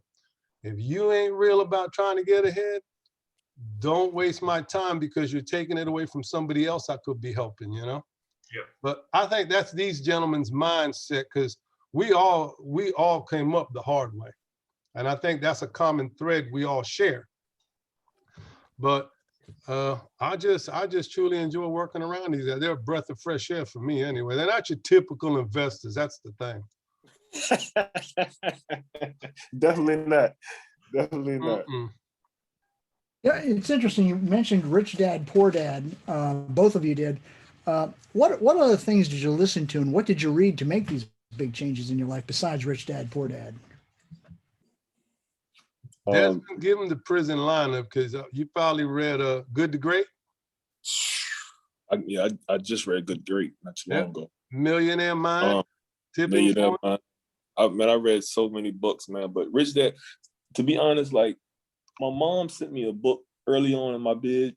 I can't remember the name of it, but it was written by a guy who had did 13 years in federal prison, and he had came home and became a millionaire. I forgot what type of business he had, but he had mentioned the book Rich Dad Poor Dad in the book. So I was like, well, he said he read Rich Dad Poor Dad in prison and it changed his life. So I kept saying, well, damn, I got to get this book, Rich Dad Poor Dad. I gotta find this book. So I actually had I got in trouble in prison. I got caught with a cell phone, and I was about to go to lockup. You know what they call? Well, I don't think anybody had besides Eddie been in prison, but what they call a hole or solitary confinement or whatever. So I'm about to go to lockup. So I see a guy with the book, and I asked him, "Can I borrow the book?" And he's like, "No, man, you about to go to lockup, man. I can't let you hold my book." And I'm like, "Man, bro, listen, please, man, I'm gonna be gone a few months, man. I've been hearing about this book, man. I have to read that book." So he let me get the book. I thought about that dude the other day, right? He's from something. I can't even remember his name, but I said, damn, I wish I could just give him a few dollars or something. You know what I mean? Because he just don't even know what he did for me when he let me take when he let me take the book to lockup. But I took the book to lockup, man, and I read it straight through. From beginning to end, did not put the book down, like read it straight through. And then I started reading it again the next day and started taking notes out of it.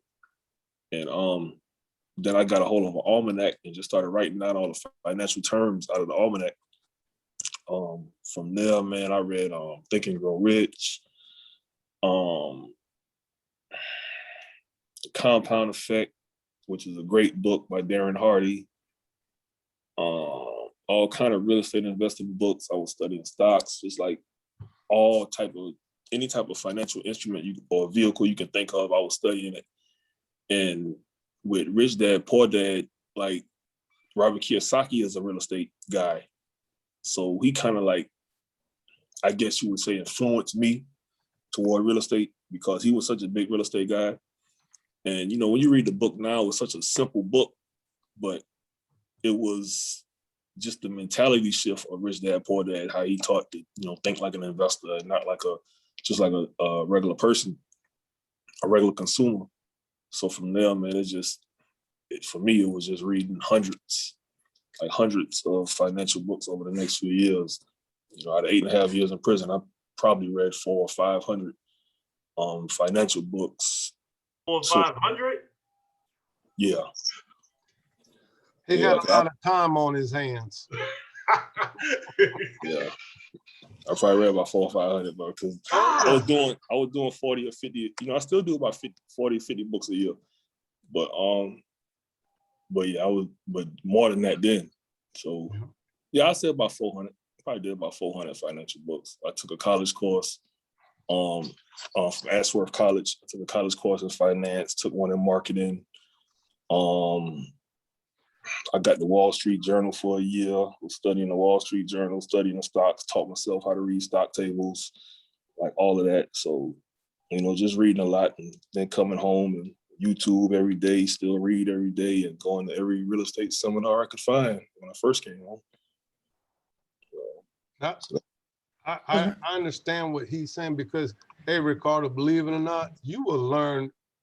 You can play cards all day in prison, which some people did. You found them in the card room playing spades. That's all they did. Some people pick up books. You can read a lot of books when you want to read books, when you don't waste your time. So I can't count how many books I read. What's crazy is, man, you go in prison, you find some geniuses back there. Yes. You find dudes that's geniuses, man, that I know guys back there that can teach you quantum physics. You know what I mean? Yeah. Like, you got guys that know everything, history majors and, all kind of things. So like you said, like you can you can go back there and waste your time. But in my mind, what I said was, like around 2 years in, I said to myself, like, I'm gonna treat it like college. And that's what I did. Like I treated it like college. I got a job teaching back there. On accident, really, they tried to give me a job picking up trash around the prison. And if you kind of know me, like I'm a dude that kind of like to stay clean and just I ain't really with picking up trash. So I told the lady, I was like, no, I can't pick up trash. And she was like, what you mean you can't pick up trash? And I was just like, no, I heard y'all got a school in here. I told her in school I was an all A student and I'm a South Carolina Junior Scholar and all this and all that. So she hired me on the spot.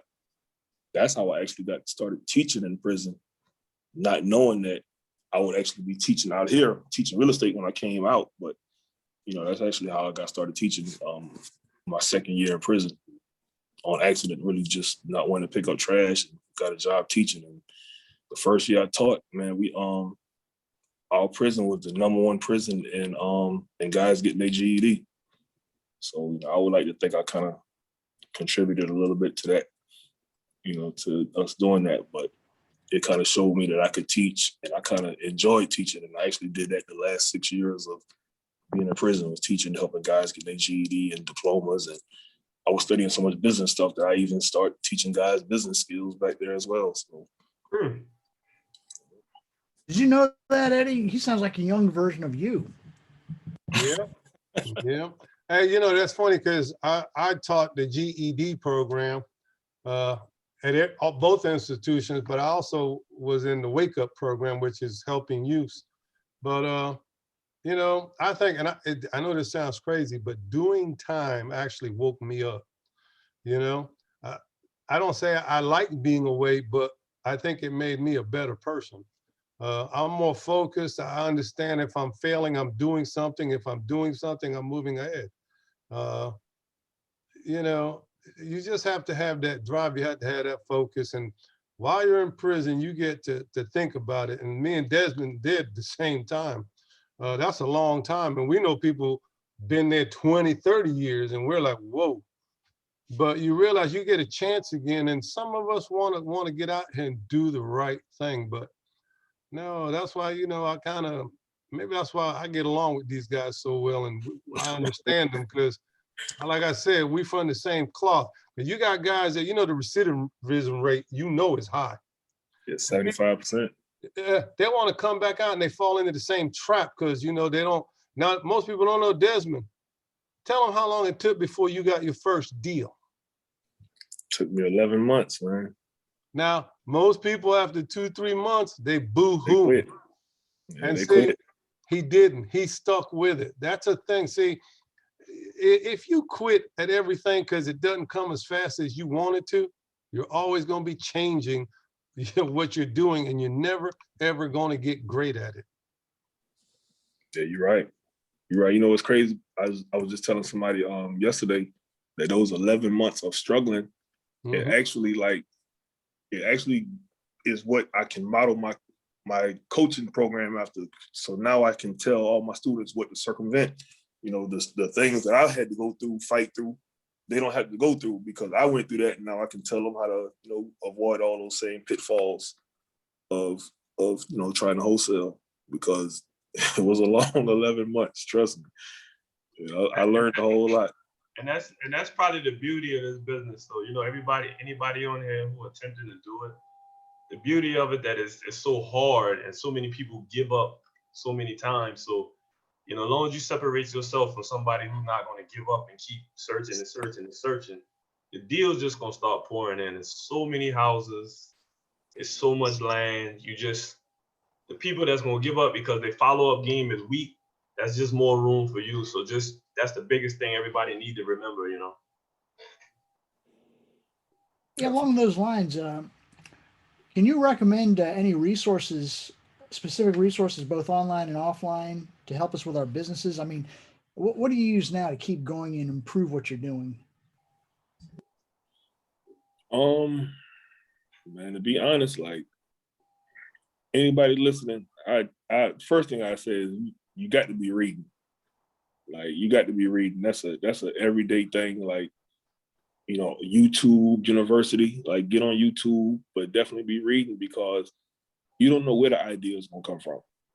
You know, if you, like, I'm sure pretty much everybody on here, you know, it's a real estate meeting. Everybody on here goal is somewhere in their goals is they want to be rich, wealthy, build wealth, financial freedom.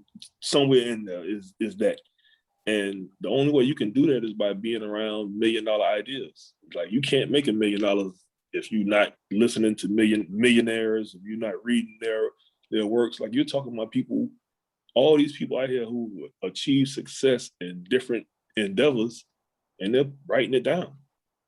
You know, they're writing it down in these books, and they're giving out information that we can go buy for $5 and $10.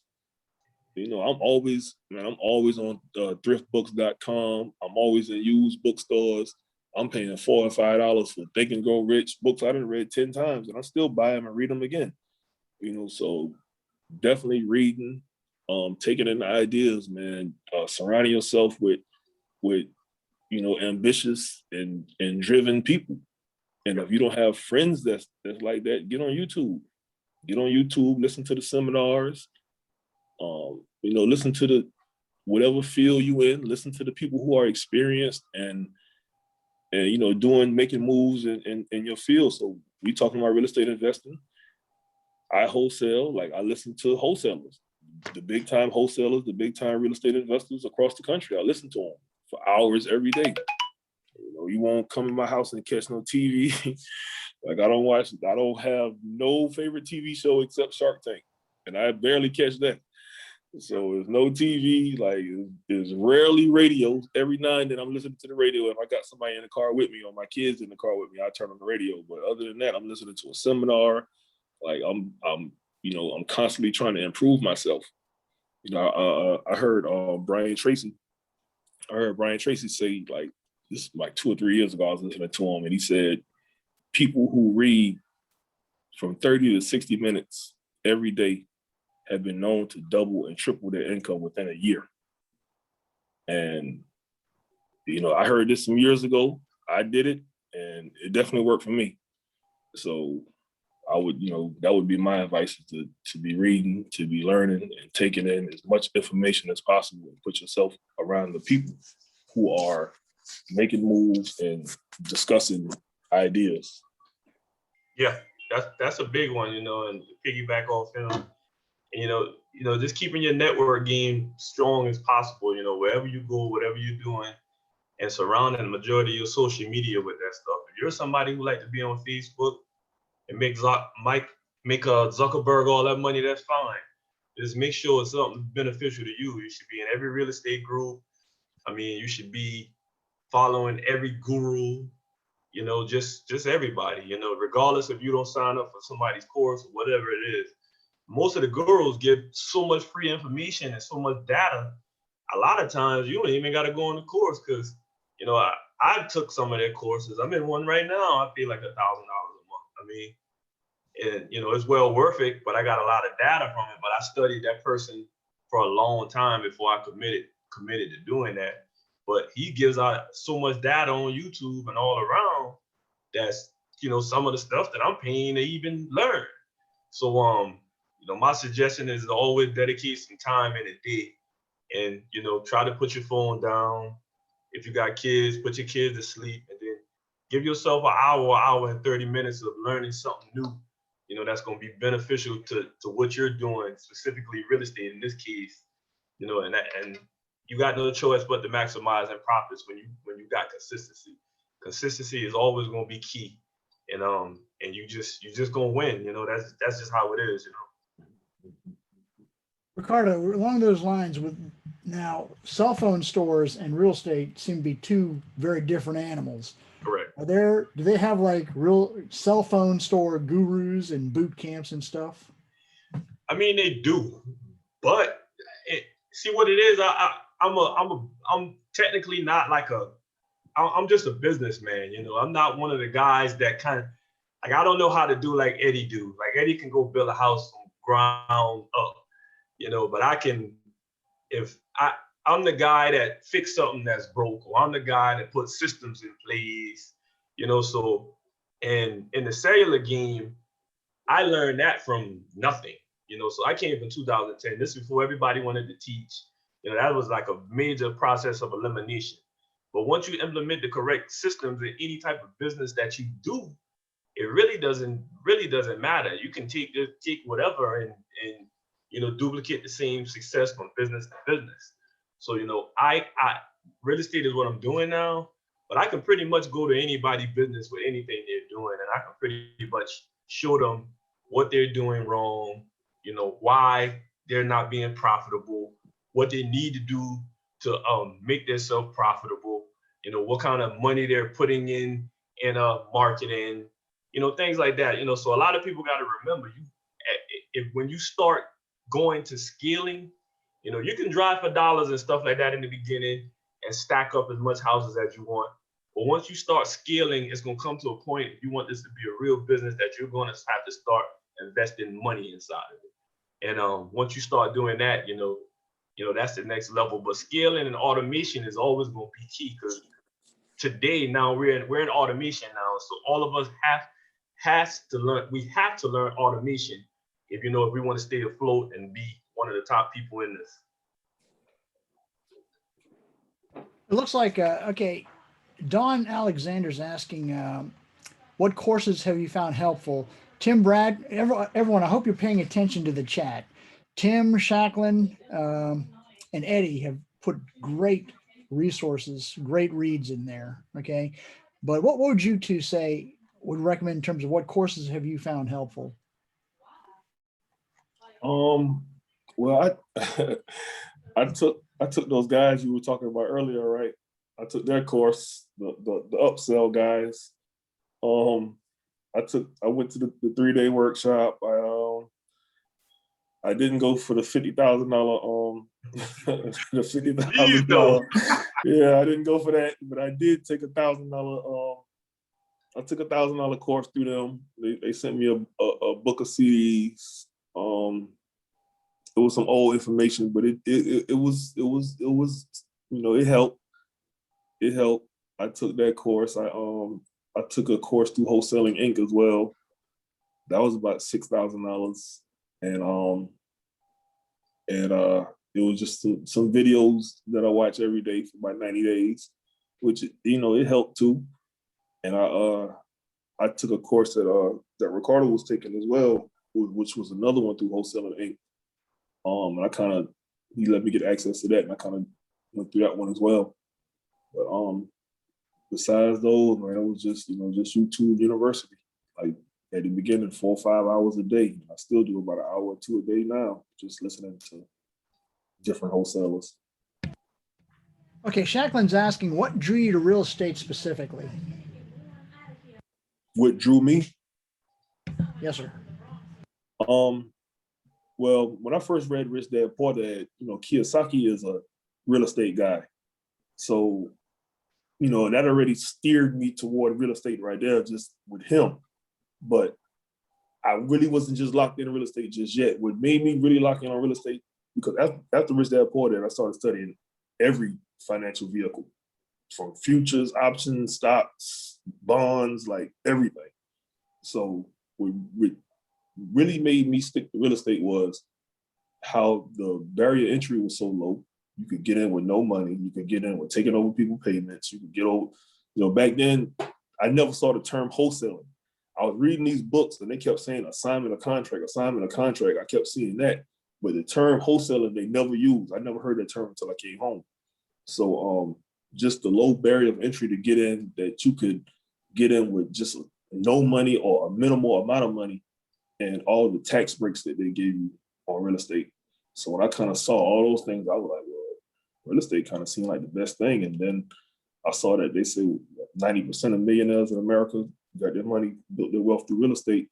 And then the other 10% that didn't build their wealth through real estate, 90% of them now maintain their wealth through real estate. So it was kind of like it's a no-brainer. It was a no-brainer after seeing all of that. Somehow I got to get into real estate.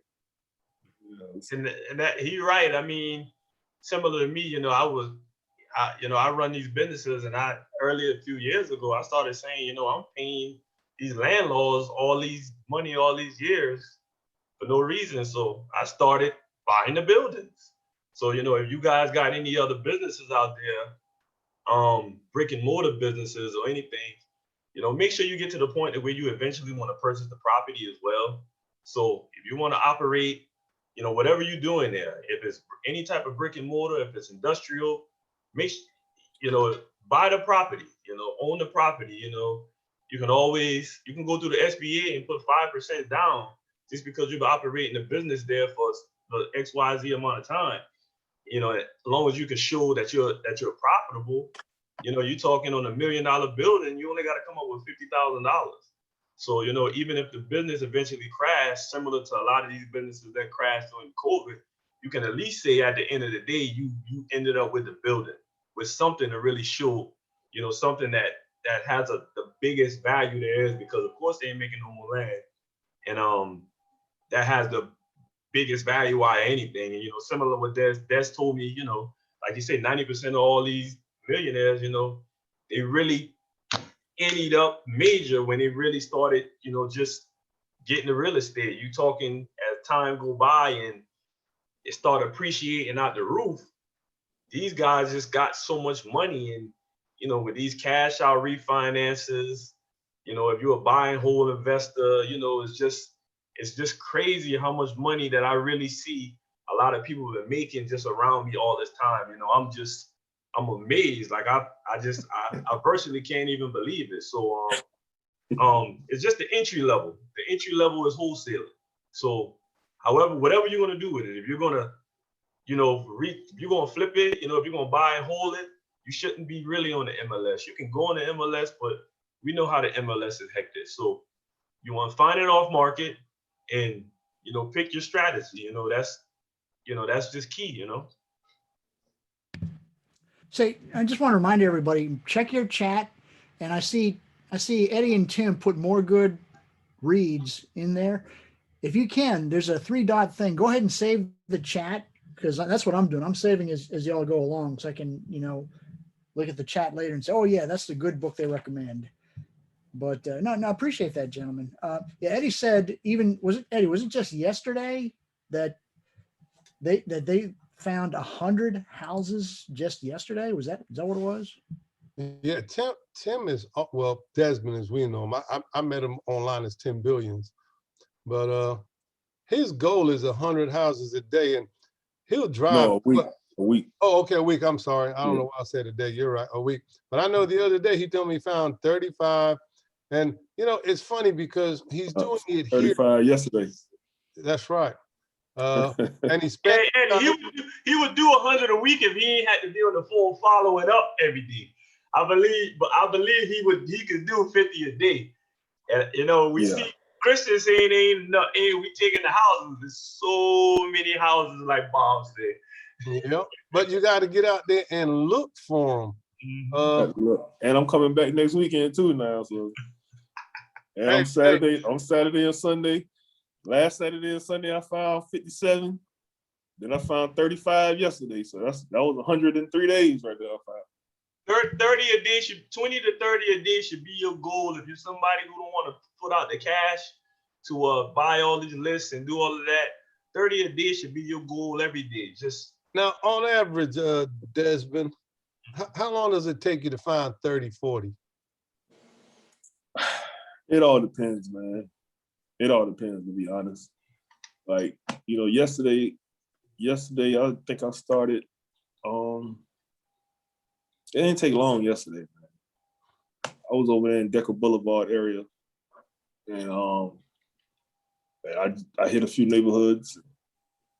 I left with 35. It might have took me about 3-4 hours to find them 35 yesterday. That ain't bad. And you still believing that driving by dollars is the best way to find them? It is. Yep, I agree with you. I agree with you. When you can pull lists, you can buy lists of people, but you never know what the house look like. You never know if it's a problem. You never know if it's distress.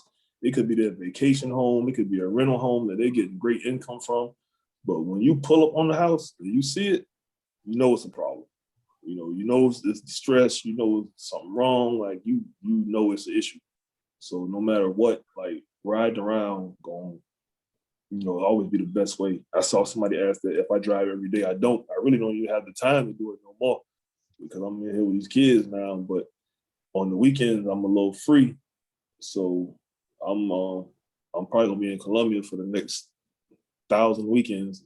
All right, Columbia. It's only 52 now. It's only 52. And I'm trying to get to Augusta too, man. So I might get out of Columbia after a little while because I'm trying to shoot for Augusta. And I mean, ain't nothing wrong with pulling lists, but remember, when you pull a list, you got to know how to pull them. And you got to, when you're doing lists, the more pain points, the higher chance you're gonna get the deal. So it's all about pain points when you pull a list. You know, so it's just the issue with South Carolina. What makes it, I thought it was bad, but it's actually good that we're in a non-disclosure state. So, you know, that troubles us, gives us a lot of trouble with getting the list. So, but you know, I believe it's a good thing. So, you know, that there still is a lot of deals out there versus when you go to the other states, you know, they got a lot of lists that's available all across the state. So it just makes it a little bit harder, and it weans out the people who are not really hustling and bustling. Okay, Dawn's asking, do you guys do some door knocking or anything like that? I did when I first started. I don't do it no more. But and you know what's crazy? I never had no hard time with nothing door knocking. Like I never had nobody curse me out or nothing like that. Like I actually had pleasant experiences when I was door knocking, but I don't do it anymore. It's just driving for dollars now and calling people up. Cold calling is the best to me. I'm not a driver. That's I feel like that's the number one to me. But you know, some people like text, you know, some people like mailing. You know, mailing can get pricey, but I feel like cold calling is probably the best to me. You know, driving for dollars is gonna be the list is the best list, but it's not necessarily the best. You know, the best way to get the skill with a lot of leads. It's the driving for dollars is the freest way. Let me fix that. That's the cheapest way. Yeah. Your time. You use your time for the deal. You know, you using your time to get the deal versus investing the money and the dollars in to do it. So Desmond loves it. I'm more of I rather just us put up the money and just dig the deal, you know, dig the deal. So there's nothing wrong with driving for dollars, but you know, obviously, you just got to make sure you check the equity on the property and, you know, search for that homeowner and make sure as soon as you get it, you search. Don't drive for dollars and let it sit for 3 months because by then Desmond gonna be there calling them. Yeah, you're right about that. By then. Yeah, I've been on call, text, and sent 3 or 4 letters by then. And something else you got to have, when you talk to people, when you're trying to buy their house, you got to remember this is a sensitive issue. You know, they go into whatever. I'm going to tell you what, I've seen Desmond work. He's real affable. We at one house, next thing I know, him and this lady just carrying on about pigs or something. And then there was something else. I was like, okay. Yeah, I'm the nicest person in the world when I'm on the phone, man. I ain't even gonna lie to you like that, but that's what it takes. You know, that's what it takes. Like I was telling the people at the class the other day, like when I'm talking to these people, we are almost becoming friends, you know, and not saying I'm trying to be phony with it because I'm actually being genuine. Like I'm actually like when I'm conversing with them, I'm actually listening, I'm actually paying attention. Like I'm not listening just to respond. I'm actually listening to understand what they're saying, the situation they're in, what they need, you know, what they're going through. And I think like that goes a long way when you're dealing with people because like you said, it is a very sensitive subject. You know, you can call somebody to buy their car and they're cool with it. You call them about buying their house and it's a whole different ball game, you know, so you definitely have to be like, you know, extremely sensitive. You have to, you know, have some type of tact and, you know, just have a great personality, know how to smile, know how to laugh. And I always say this too, like it goes back to being a reader or being a learner. Like, because I study a lot, learn a lot of different things.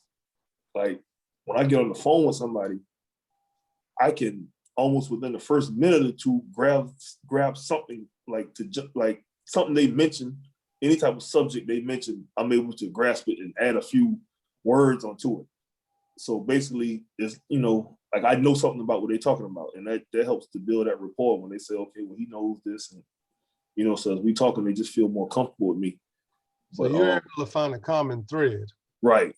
You know, and it might not be something like you've read. It could be football, or it could, you know, it could be anything. But just find something that a common thread. Harp on it for a few minutes. Don't go in the deep end with it. You know, talk about it for a few minutes and then get back to the house. But you definitely have to make people like you. You know, that you have to do that. You have to be persistent. Like if you feel like you aggravating, like this ain't the right business for you.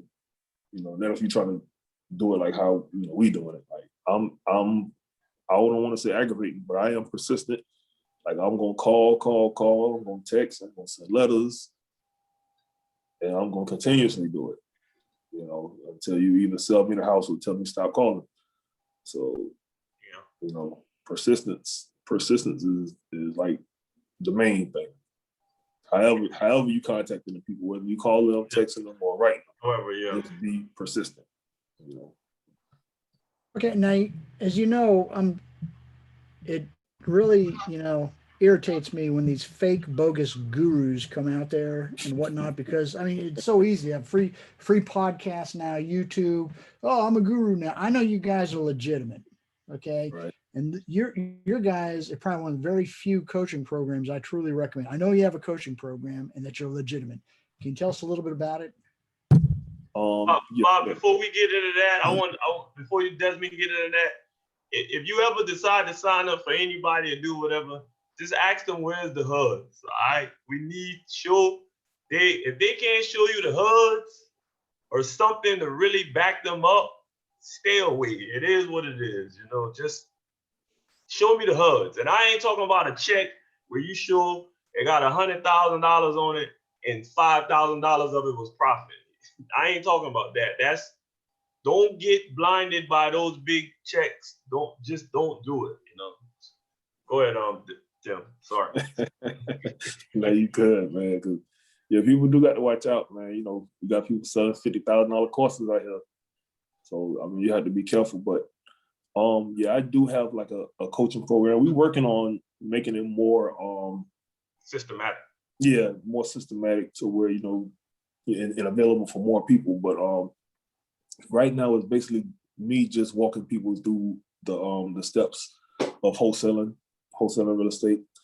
I teach people using the driving for dollars method, but like I teach them in a way that it makes it easier, that they're not just riding around freestyling looking for houses. I, you know, kind of give them a system behind it to where you can pick out your town, pick out neighborhoods. I teach them how to you know, like I said, go find the houses, find the owners' information, break down the value of the house, repair costs, give them contracts they need, just basically walk them through the whole step from A to Z. So it's not like a coaching program or like a course that I took, like kind of like I took where I just was watching videos every day. This is me holding your hand, basically. It's me holding your hand, teaching you every step, but it's still all based on the work that the person does. So they can sign up for my coaching and they don't do the work. It's just free money for me at the end of the day, you know. And we rather you not, you know, obviously Des is gonna interview with you. We just if it's not something where you really gonna work and do, yeah, don't even waste your time really, minus the money, because you know we want a lot of people to succeed in this. And if you somebody who eventually get a lot of deals, you know, it's possibly an opportunity for us in JV, or possibly an opportunity for us to, you know, because we cash buys as well. It's an opportunity for us to buy a property which you might have that you might not want to deal with. So we look at it as a like every new person that steps into this and takes it serious and really does it, we see you as an opportunity as well as us as an opportunity. Because the more the merrier. If everybody can really ride and we can really get together and work together, of course, that's more money for me, that's more money for you, that's more money for Eddie, that's more money for Bob. You know, that's just how it goes. So you know, that's one big thing we want everyone to know. No execution, you know, don't waste your time, you know, or our time, you know. Yeah, please, because you know, like I tell everybody when they sign up, like, yeah, you paying me the money, but it's an investment in yourself because you're doing all the work. You're gonna be the one looking for the houses. You're gonna be the one doing the learning, because I recommend still getting on YouTube and learning every day for hours a day. So it's up to you to do that type of work. I'm just a man holding your hand through it all. I'm showing you everything, walking you through every step, making some of the calls for, you know, because some people for some of my students, I make some of the calls for them so they can hear how to negotiate, hear how to talk to cash buyers, hear how to talk to sellers. Like, I'll hold your hand, but I can only hold your hand if you're walking. You know what I mean? If you're not doing nothing, you just standing still, then, you know, I can't, there's nothing I can help. So I'm not the coach that's gonna call you every day. Like, you doing work today, you found some houses. Like, if you pay me your money to sign up for the coaching and you don't do no work, you might not hear from me. Because I can't be on you. You have to be the one working, showing me how bad you want it, because I wanted it. You know, I wanted it bad. I wanted it. It took me 11 months to do it. And for 11 months, I'm running around chasing houses, calling people. And in those 11 months, I had a website that I was paying $50 a month for that wasn't bringing me nothing. I done bought 100 bandit signs that I done put up all over different towns down here that didn't bring me nothing. I ran Facebook ads for 2 months, spent $800 doing that. Got one call, wasn't nothing. Driving for dollars. I was living in a town called St. Stephen and was driving to like the Charleston area, which was about an hour away. So I was driving an hour from where I lived at to go search for houses, like driving around 2 or 3 hours searching, and then have to drive an hour back home. You know, so it's all on how bad you want it. You know, and it doesn't matter about how much money you got. When I did my first deal, I was broke. My partner right here on the screen, Ricardo, gave me $200 just so I could drive 4 hours to go see the house. So it doesn't matter. It's just how bad you want it. I wanted it bad. I drove 4 hours to go see it. And 6 days later, 4 days later, I actually assigned the house.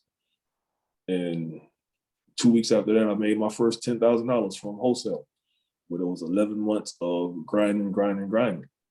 A couple months later, a $66,000 deal come up, you know, but we would have never got to that if it wasn't grinding, putting in the work.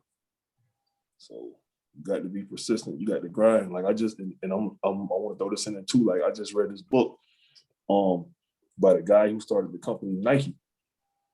It's called Shoe Dog. One of the best books I ever read. Man. Like real talk, man. One of the best books I ever read. But this guy, he was making millions of dollars in Nike and wasn't profitable yet.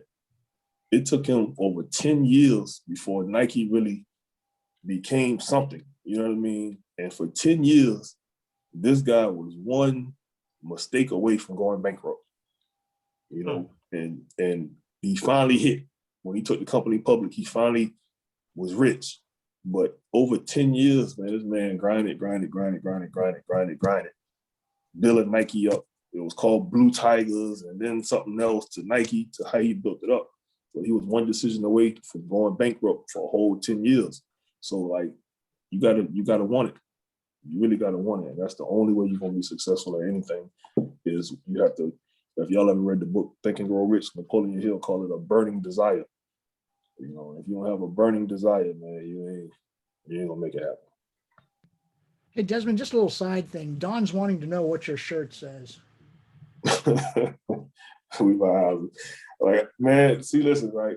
That's all I wear every day is we buy houses, I buy houses. I got about 30 of them, man. But like, you know, I studied a lot of marketing, so I'm about marketing, branding. You know, I'm not really big on wearing other people's brand too much. I'd rather, you know, build my own brand or advertise myself. So every day I wear I got something that say I buy houses and I have something that say we buy houses vacant. Now I have the mask that say I buy houses.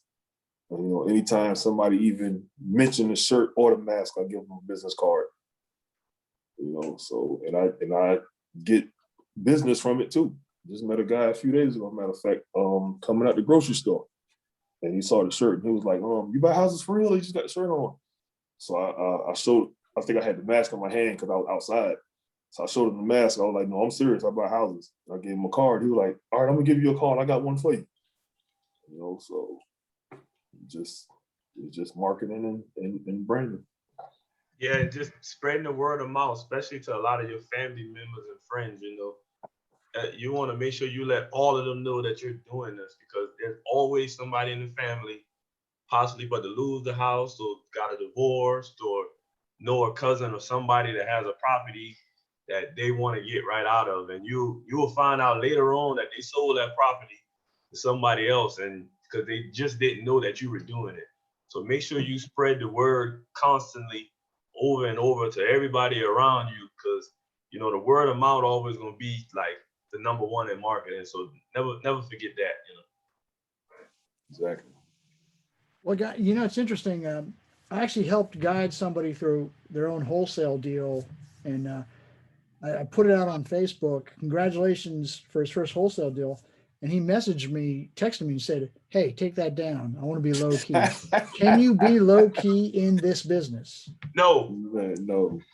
I'm in a small shell, you know, because I'm breaking out of my shell now. You know, I try to stay low key because I don't really like to be out there like that. But you know, I'm drastically breaking out of a shell right now. But we're coming so hard because I was actually working on building like a real major system. So in a minute, you know, every time you guys scroll down Facebook, y'all can see our faces real soon. So I'll just, you know, that's pretty much where I'm at with it, you know. So but you have to network in this game. You have to, if you're sitting at the bar and you hear the word real estate, you have to look over there and spark that conversation and pass a card and figure out what they're doing. Everywhere you go, you hear that, they look like they talking about it, you need to get into that conversation, let them know who you are, let them know what you do, and get the connection going, because that networking is just, you can't be quiet. And like that guy that Bob said wants to be low key like that, he's probably like that now, but he's going to figure out that, you know, that's just going to burn him, you know. See, he's saying he wanted to keep it low key probably because he probably got somebody he don't want to let know that he got some money. They're gonna ask him to borrow some money, you know, stuff like that. And you know, I mean, that's just what come with it. Like, if you're really trying to do this thing to the maximum, you can't be low key because you don't know how you're gonna find the house. You know, before I ever did a wholesale deal, I was posting on Facebook every single day. I'll pay you $500 for addresses if I buy the house. You know, I had never flipped the house, but I'm still advertising every day on Facebook. And now over these years, like 10 billions, that's what I'm known for. So I have people send me addresses. I had somebody send me 46 addresses today. You know what I mean? So, and it's somebody who I know through Facebook.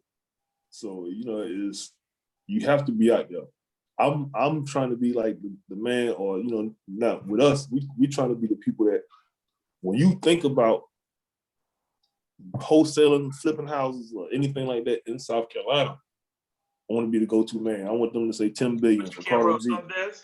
Put your camera up, some. Put it up on. There we go. All right, yeah, I want them to say 10 billions, Ricardo G, anywhere in South Carolina when they mention real estate investing, wholesaling, vacant house. Like, I just want that to be like deeply ingrained in people's mind. I see a vacant house, I need to call 10 billion. Like, you know, so you definitely have to be high key in this thing, as high as possible. You know, and that's what any business. You know, like I spoke to somebody. I spoke to somebody recently, and they was like, I asked them, so why you don't post on Facebook? I can't remember who it was, but I was like, why you don't post on Facebook? And they were like, I don't want to be the person that everybody looking like, oh, she always posting and this and that. And I'm like, what? Like, who you worried about? You know what I mean? Like, you gotta post your stuff. Like, you want people to know this is what you do. This is what you're known for. So, you know, that's with any business. You have to have exposure. Like, right now, Walmart. like everybody knows what Walmart is, where Walmart is, what Walmart does. Walmart does not have to do another commercial ever again, ever. But they spend billions of dollars every year on advertising, on marketing, and on commercials. So if Walmart has to constantly do commercials when everybody knows what Walmart is, then what you think you have to do? You have to constantly be out here, putting yourself out here, exposing yourself, showing yourself, and showing what you do, and what type of value it is that you provide for people. Yep. Especially if you don't want to spend the money to do it, that's going to be like to do it. That free marketing. Like if you would have told business people 20 years ago that you're going to have a tool that 2 billion plus people are on every day, and you can market your services for free. Like 20 years ago, businesses would have killed to have that. And now we have that. You know you got to use it. Yeah. I said it earlier. Don't let Zuckerberg get all the money. Like, and then most people on their phones about that. Yeah, most people on their phones now anyway. So your ad would probably do better on social media now than it would be on TV or on the radio, because people are on their phones more nowadays than they're on the TV. So if you got a Facebook ad, it's probably gonna get seen by more people than if you did a TV ad right now, or a radio ad, or a newspaper ad, or any type of ad. Social media, that's where we headed. It's king. Yeah, that's where we headed. So take advantage. I'd really like to thank you guys. Do each of you maybe have some? It's about time we end the actual formal meeting. Afterwards, we're going to have like a little after meeting for those who want to stick around, and we're testing this. But I know you all are busy, unless you're quite welcome to stick around yourselves. But can you give any parting tips, advice for us to help us to get to where we want to go? In real estate, right? In what? Or in real estate or business in general. I know, Ricardo, you're a little more versatile than just the average real estate person. Yeah. I mean, basically summing up what I said before, your consistency, and any type of marketing you're doing, or any type of, in wholesale, and of course in real estate, we call it campaigns. So if you start investing the money in any type of campaign, make sure you're tracking, making sure you're tracking where every lead comes from. And that's just basic in any business. You want to track leads because you know where to spend your money. If all the leads are coming from XYZ, you need to know how you got that lead. And that's the direction that you have to take, because that's where the money is, So always track your campaigns constantly, figure out where this came from, because that's the direction you need to go in. And that's just with any business, if you gotta telling, look, call me right now, I'm gonna give you $1,000 on any deal I get. You know where those leads come from. I mean, just however you do, you definitely track your campaigns, follow the business, and it's gonna get you to the money. And basically summing up, another big thing, make sure you devote some time to this every day. I don't care if it's 30 minutes, 20 minutes, an hour, devote some time to this. You devote a little bit of time to this, to whatever you're doing, and devote some time for you to learn something new, or something that you can implement in what you're doing, in order for you to raise the bar to go to the next level. You want to make sure you always climbing to the next level. If you're constantly just like this, it's a problem. You have to figure out something different. You got to ask yourself and question yourself, what am I doing wrong? And you have to get to the point. You're going to have to attempt another way, so you can make sure you can go in the next direction. Because if you're like this the whole entire 2021, it's a problem. And the problem is you. It's nobody else. The problem is 100% you. And, just fix it. We all can, there's plenty of houses out there. There's plenty of money to be made.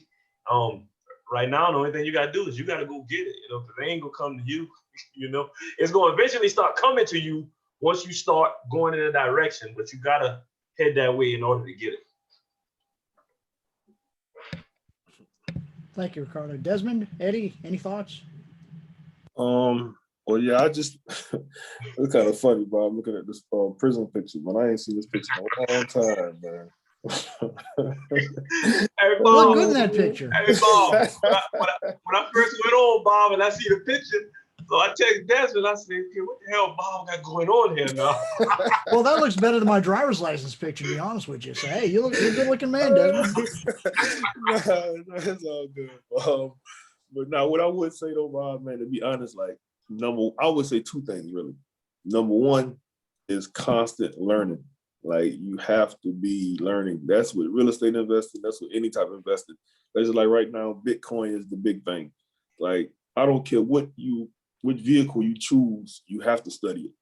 You can't jump into no type of investment. Like people might come to you and say, I got $5,000, I got $10,000. What do I need to invest in? You need to invest in education. You have to learn.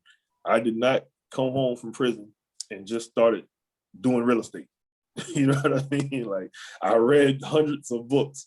I was on YouTube for hours and hours. It took me 11 months of running around here doing everything kind of thing you can imagine, trying to get it done. So you have to be learning, man. Like if y'all not getting up reading every morning, like you need to start tomorrow. You can hit www.thriftbooks.com and find these classic books, Think and Grow Rich. If you don't read, you listen to a podcast. Podcast, yeah, YouTube. YouTube, either way, be learning. That's the number one thing I would say. The number two thing I would say is just take action. Like you have to do something. You know what I mean? Like you have to do something. You have to be looking for houses. You need to be calling people. You need to be pulling lists. You need to be mailing people. You need to be texting people. And you definitely need to be making a lot of mistakes. Like that's the only way you're gonna get it.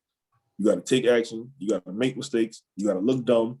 You know, I remember the first time I showed a house to a buyer, he asked me something about a title company. And I told him I use such and such title company. I didn't even know in South Carolina you don't use title companies. You know what I'm saying? So to him, he probably looked at me like, well, I'd never buy a house from this guy. I know he don't know what we're talking about. You know what I mean? But I had to look dumb. And I went home that day because I saw the look on his face when I said it. So I went home that day and actually Googled it, like, does South Carolina use title companies or attorneys? I saw it was an attorney state. And I was sitting there like, damn, I know dude thinking crazy about me, but that wasn't a learning experience. I had to make that mistake. So first thing, like I said, learn, study, because you never know where the ideas will come from. I actually got the idea from doing this course from the book I read, $100 Startup. So read, and just take action, man. Look dumb, take action. There's never a right time to get started. People will say, I'm gonna wait till the first of the year. I'm gonna wait till the first of the month. No. My taxes come. I'm gonna wait till the kids graduate. I'm gonna wait till, or you can't wait for nothing. When I started doing this, I was fresh out of prison, taking care of kids with no help from their mom because she's strung out on drugs, living in a small town, St. Stephen, South Carolina, sitting at the kitchen table. So it really don't matter.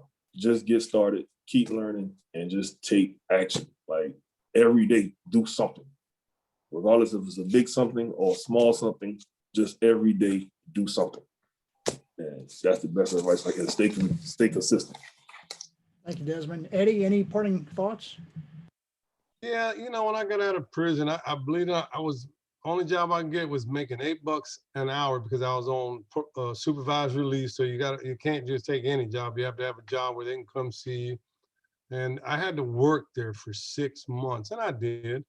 I wasn't too worried about the wages. I saw the big picture. But when I was in prison, this is in 2005, I saw a poster with Donald Trump on it. And it wasn't so much that it was a poster of Donald Trump, but he said, don't obsess over problems, be obsessive about solutions. It was something to that point. But what he was saying was, there are problems. I'm a felon. Everybody told me I couldn't get my license from a builder's license, especially with a drug charge and a weapons charge. They were like, the state's not going to give it. Everybody was so negative, and I said, why not? They said, as soon as you fill out the application, it says, have you ever been convicted of a felon? Well, okay, yeah, I'm going to put yes. And then it says, please explain. And I was in prison when a guy told me this. He says, you see, they just want you to explain what happened. If you tell them you're a changed person, how you know they won't give you a chance? Correct. And see, that makes sense because when you think I call it the felon mentality. A lot of guys don't think they're going to get a break, can't do this, can't do that because they got a felony conviction. No, people are forgiving. What they want to see is that you've changed, but I didn't give up. I didn't obsess with my problems. I obsessed with solutions. I had to get letters from people about my character. I had to, you had to do quite a bit to present it to the board, but I did it. And why did I get these letters? Because people knew me. They knew I was a changed man. A lot of people, when I first got out of prison, they thought everything was a front. They're like, oh, he gonna go back to his old ways. You'll see. You'll see. Nope, nope, nope. Don't, get a thick skin. Don't be afraid. Stay focused. If you got problems, solve them. And don't jump around trying to find money. Get good at one thing. Stick to it. You're gonna fail because I failed numerous times.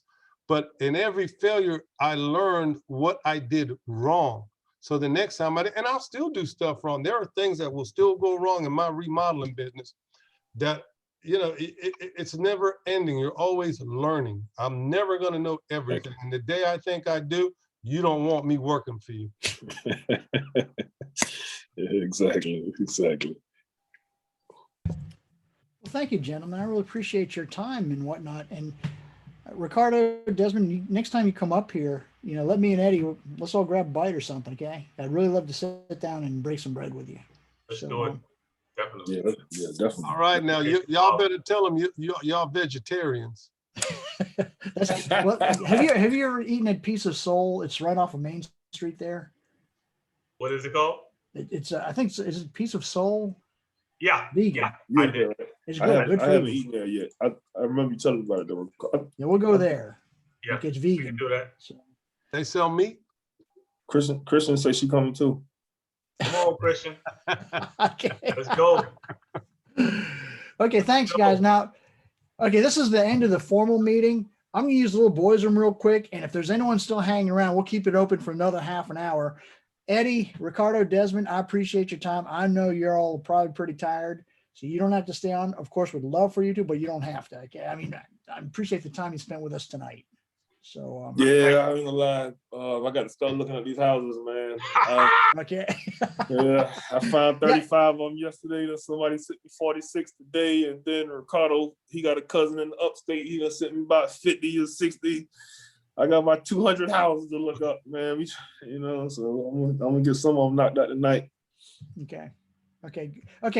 If you can see Desmond's, Ricardo's contact information as well as Eddie's, contact Desmond and Ricardo directly for their coaching. Contact Eddie directly for repairs and whatnot. And Eddie also does rehab flips himself. Okay. Great resources. Make use of them. Thank you, Bob, gentlemen. man, listen, Bob, thank you, man, once again, man. I definitely appreciate it. Definitely, man. When I do things like this, man, it's humbling, man. It's humbling to do stuff like this. So I appreciate it, man. I appreciate everybody's time for watching and checking in. Thank y'all, man. I'm honored that you even came on. Thank you, the three of you. Thank you, Bob. Thank you, Y'all have a everyone. great evening, okay? Thank y'all. You do the same, man. Thank you. Okay, thank you. All right.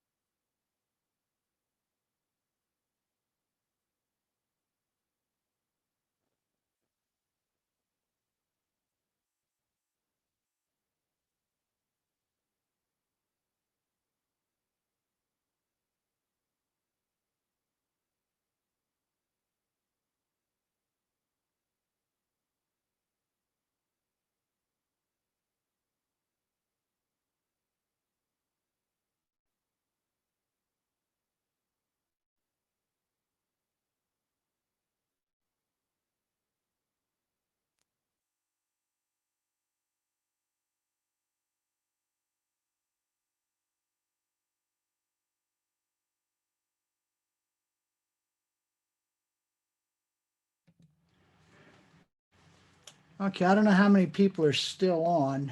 Let me, I'm going to try something relatively new here. By the way, Mike, we still need to schedule chess. All right. Let me, Oh yeah, Bob, I was going to tell them I want to welcome you all to my multi-level marketing plan. I'm so glad you all could be able to attend. hey, you laugh, but I mean, assuming you choose the right vehicle, okay, multi-level marketing is a moneymaker. Don't let it fool you. As long as you're on top. Well, not necessarily. I tell you, it's interesting you saying that, Mike, because I actually managed the back office for a gal. It was obviously a cosmetics thing, so it's not for guys really. I mean, unless you like work at a salon or something. And I saw her go in 9 months from $0 to about $7,000 a month, and she built one heck of a downline.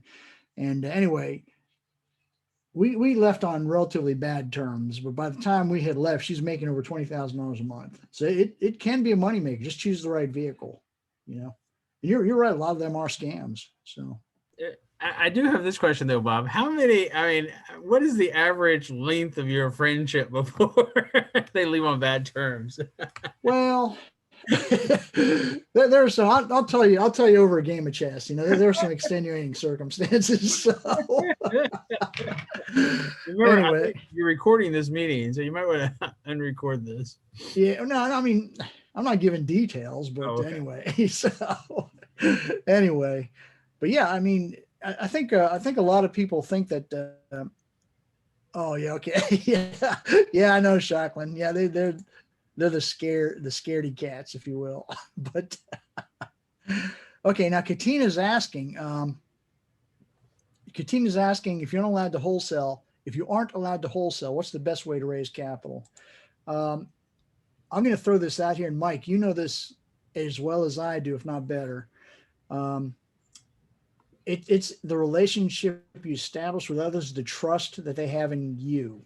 Okay. And very importantly, also, as you can see in our Facebook group, okay, if someone brings a really good deal, and usually they want to wholesale it, but lots of times sometimes they might say something like need funding.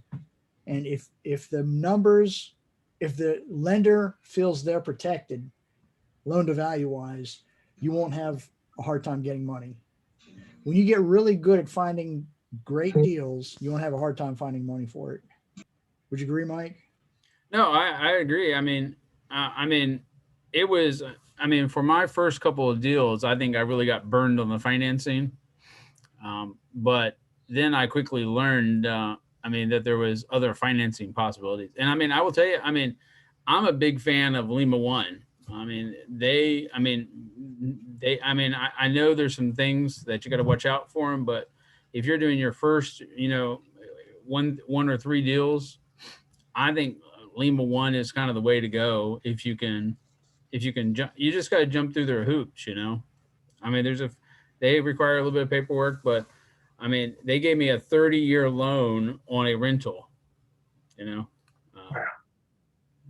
30 years amortized. So, I've been impressed. Well, since the pandemic started, they sent an email out that they stopped, at least for now, lending on rentals because of the moratorium on evictions and stuff. Are they lending again on rentals? Oh, well, I don't know. I just thought they were. Oh, sorry. I could be wrong. I haven't gotten a loan from Lima One in a couple of years. And I know that, John Warren sold his position in it, and I think they're moving on to different things now, but John's no longer with Lima One. No, John sold Lima One. Really? I didn't know that. Yeah, made millions, I think. So if you need money, go to John. Do you know who he sold it to? One of the hedge funds, maybe? I don't really remember. I remember there was an article about it. So, maybe if you Google it. Yeah, I didn't know that. That's interesting. John Warren.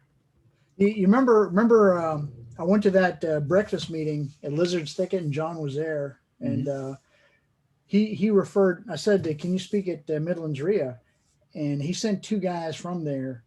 And okay, we all have the pre-meeting dinner at Cracker Barrel, and I think, okay, you know, JD's a little bit out. He's very outspoken. Okay, Yeah. smart man, but speaks his mind. And he said something I think might have rubbed one of the guys the wrong way.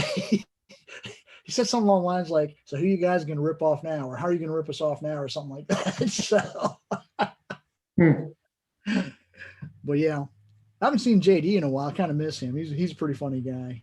Yeah. Well, I'm doing a deal with him that's going south, but Oh, really? I mean, it's not his fault. I mean, it's not JD's fault. It's just it isn't what I can't make it work. Oh, is this that one about the zoning? Yeah, the one about the zoning. Yeah, So I can't okay. put 2 trailers on a 1 acre piece of land. The government is telling me what I can and cannot do with my own property.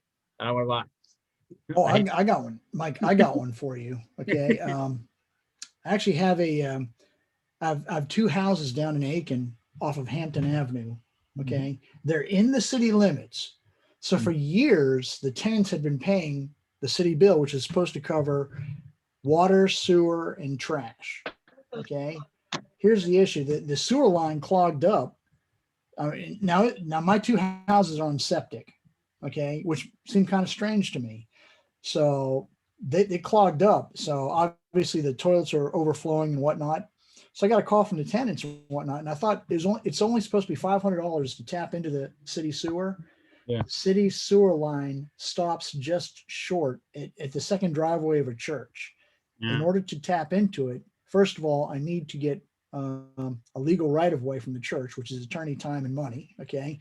But then I need to actually purchase and construct the sewer line extension to my houses. This is in the city limits of Aiken. I didn't know that when I bought the houses.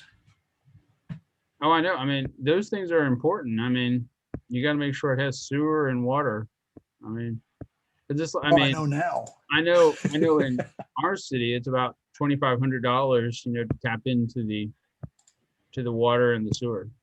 You have to run the line to it, to wherever it is.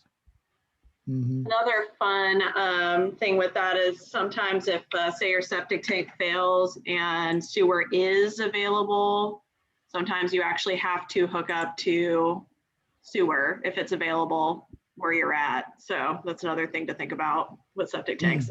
Hey, that's a good point, Shocklin. Thank you. Yeah, Shocklin, this is kind of Shocklin's specialty. So.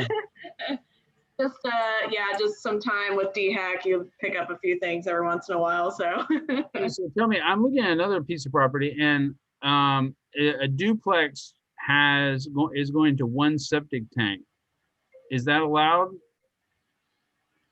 my understanding with septic tanks is they're usually designed for like a certain load on it. So the only thing that would make me, I guess I would probably have someone look at it and just make sure that it is, it is meant to be for 2 units. So for example, sometimes it'll be like for a single family home. And then, maybe down the line, someone adds another unit or adds capacity for more people to live there, but doesn't upgrade the septic tank or for whatever reason. That's the only thing that would just warrant some looking into, is my understanding. All right, thanks. Yeah. That's just anecdotes I've heard from other people that have run into other problems like that. Interesting. Yeah, no, I haven't had that issues up here in the Columbia, Lexington area yet. Just Aiken.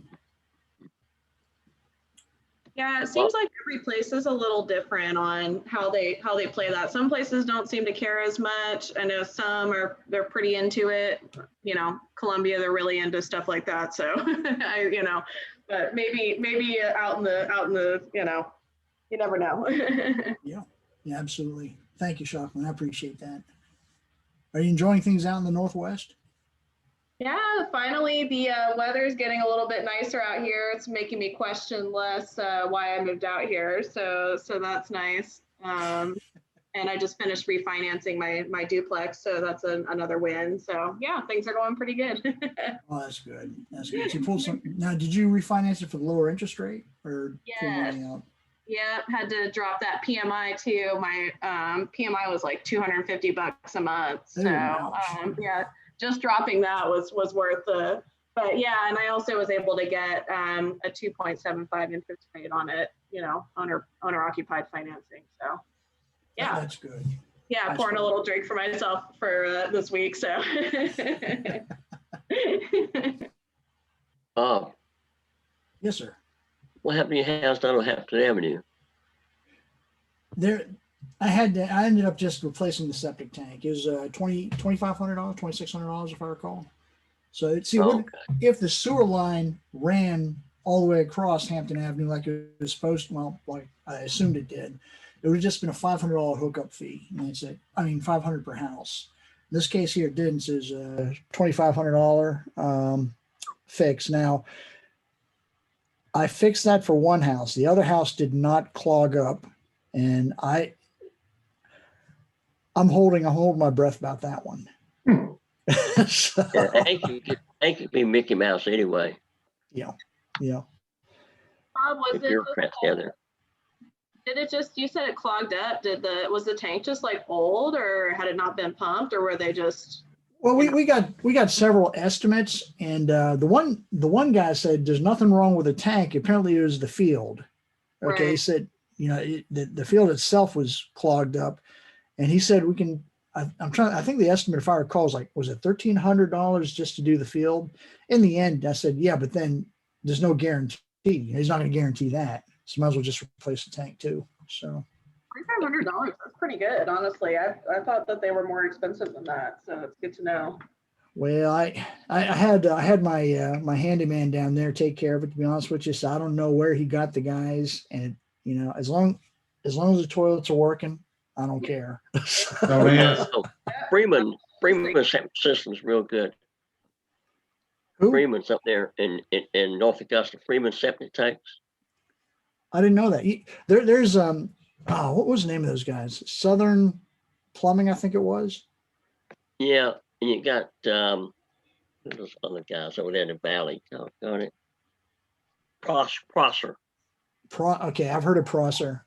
I had another issue, Don. Don, are you from Aiken? How do you know Aiken? Oh yeah, I'm from North Augusta, Aiken. Oh, I just okay. worked in the assessor's office in Aiken 5 years. I know Aiken like back of my hand. Okay, I have a house on Reed Drive, you know, around Citizens Park, and that is on city sewer. And Right. that sewer line clogged up, and the city of Aiken said that's on my side, so I had to fix that. That's what was $1,300. That's why the $1,300 sticks in my mind. Now it would have been twice as much. You know, I know Eddie doesn't approve of this. I basically used a unlicensed. He calls them jackleg, but I mean, I figured how hard is it to dig and replace a piece of pipe? Tree. You know, so, but yeah, I think it was Southern Plumbing. I think their name was. I was quoted $69 just to have the guy come out, drive out. And so I thought it was $69 inspection. And he said, "Oh no, that's just the drive out fee or whatever he called it." He said, "You know, then we have to bring out the scope." And he said, "On average, it's going to be a little over $500." I said, "Just to look at the darn thing." So he's basically going to pull out a scope, you know, maybe do some probing and tell me, "Yep, your sewer's clogged." Okay. So in the end, I hired an unlicensed jackleg for $1,300. Well, I'll tell you what, I used to guy over there in Big Island, Kevin Johnson. He's real good. I'll send you his number. I wish I'd have known that, Don. Huh. I'll send it to you right now. I appreciate that. Thank you. Yes, sir. Thanks for inviting me to meet. I enjoyed it. Well, I appreciate you coming on, Don.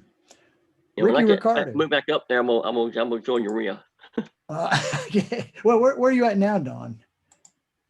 You're in North Augusta now? No, crap. I was in Tallahassee, Florida, of all places. I hate this place. Oh, that's right. You're on the LA REIA meetup. Yeah, right? yeah. That's right. Okay. Remember we took Bill Tanner's course last week? Yeah, that's right. Okay. Yeah, I thought your name looked familiar. Yeah, I still got to finish my homework.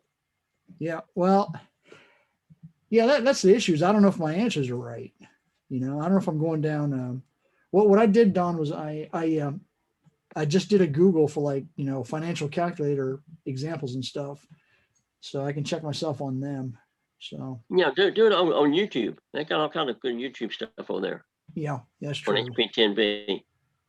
Yeah, absolutely. Don, do you have any, by the way, do you have any connections in the Port Charlotte area of Florida by any chance? No, I don't. I don't think pretty much halfway know be in Tallahassee. I mean, I'm a realtor down here, so I mean, I can, talk to some realtors down here if you want me to, whenever. Just let me know. Yeah, no. Glad to help you. Yeah, because there's a friend of mine. He has a property. Well, it's vacant land basically in Port Charlotte. It's in a subdivision. Yeah, And Port Charlotte's a booming area. is it really? Yeah, Charlotte County. You know, it turns out his aunt bought this thing like in 1994, 1995, and she way overpaid for it. I think she paid like $18,500 or something for this vacant lot, and it's been hovering in the past 10 years between $8,000 to $10,000. So if there's some way to get as much money back as you can. I appreciate that. If you could put me in touch with somebody, Don. Yeah, just email me. You got my email, don't you? I'll send it to you. Yeah. Okay. Yeah. Okay, And I'll Don. talk some real estate there for you. Okay. Appreciate it. Appreciate you. Ricardo. Yeah, man. Brenner. What's going on, man? I'm almost ready to close down and go print some money. Okay. Yeah. How'd that appointment go today? I got some pictures I put up on the post there in the Midlands deal section. It'd make a real good rental. I don't know if you could flip it because all the floors have what I call a California slope to them. They slope in different directions per room. Mm-hmm. And it's a 1940 house and got paneling on the walls, but I didn't see a whole lot of water damage in the roof. Looked like you could patch it. I mean, it's a pro like Eddie or somebody needs to look at it and really evaluate whether somebody would be interested. I've got the key. I just hadn't put a contractor box on it yet. Be able to verify that the mortgage balance is 19,000? It's 18 something, and payment is like $220 a month. And I did find out it's not in Liz Pendon's. They haven't filed that yet. The 12th of March is the date that the loan comes due. So when it's not paid, the wheels will probably start spinning then. So it's 18,000 something and 220. Is that PITI to 220? That part I don't know, but I asked her what the payment was. She said 228 or something like that. Now she's the executor of the will and not kin to the deceased, but she does have the power to talk directly to the bank. They went to get the death certificate today, so I know more tomorrow, and I could talk to you offline tomorrow about some of the other things. They're not secret. It's just, when it gets late at night, I forget some facts. I appreciate that, Rick. If you like, I'll be glad. If this is something you want to take on, I can step you through a subject too, possibly. Well, I'm gonna see what all the total facts are. We can tell her what the best thing is. All she wants is out of it. Thank you, Don. Don just gave me a plumbing contact. Thank you, Don. Okay, well, yeah, if she just wants it paid off, don't volunteer extra, unless you're some hidden saint or something. This is a business, so. Yeah, I don't know. If she gets a couple, 3,000 for her trouble, that might be good. But this is not like a moneymaker kind of thing for her. Okay, well, what is she willing to wait for her 3,000, or does she want it right at closing? She probably could wait, but Okay. I'll find out some more from her tomorrow because she wouldn't get the death certificate, and I can find out some more facts. Okay. Thanks, Rick. I appreciate it. All right, you guys have a good night. I'm gonna shut the North 40 down here. Okay. Okay. Unless anyone has any comments or anything, I think it's about time maybe we call it night. Anyone have anything they'd like to discuss or anything to bring up, or maybe exchange your contact information? Okay. Well, in the future, what I found is useful is if you rename, like, for example, if you take a look at mine, it says Midlands REIA right now. You can actually put in your phone number. as well as your email address. And then from then on, as you can see here, when I change it, now you see my phone number and email address, and for future Zoom meetings you're on, okay? But okay, if nobody has any questions, I guess we'll shut it down for the night. Jacqueline, I know it's only 6:30 or so out there, you know, get some dinner, okay? Thank you again. Okay, and please keep an eye on our calendar of events. It's great talking to y'all, and thank you for attending. Have a great evening, Care. everybody. Y'all have a good night. You too, thank you.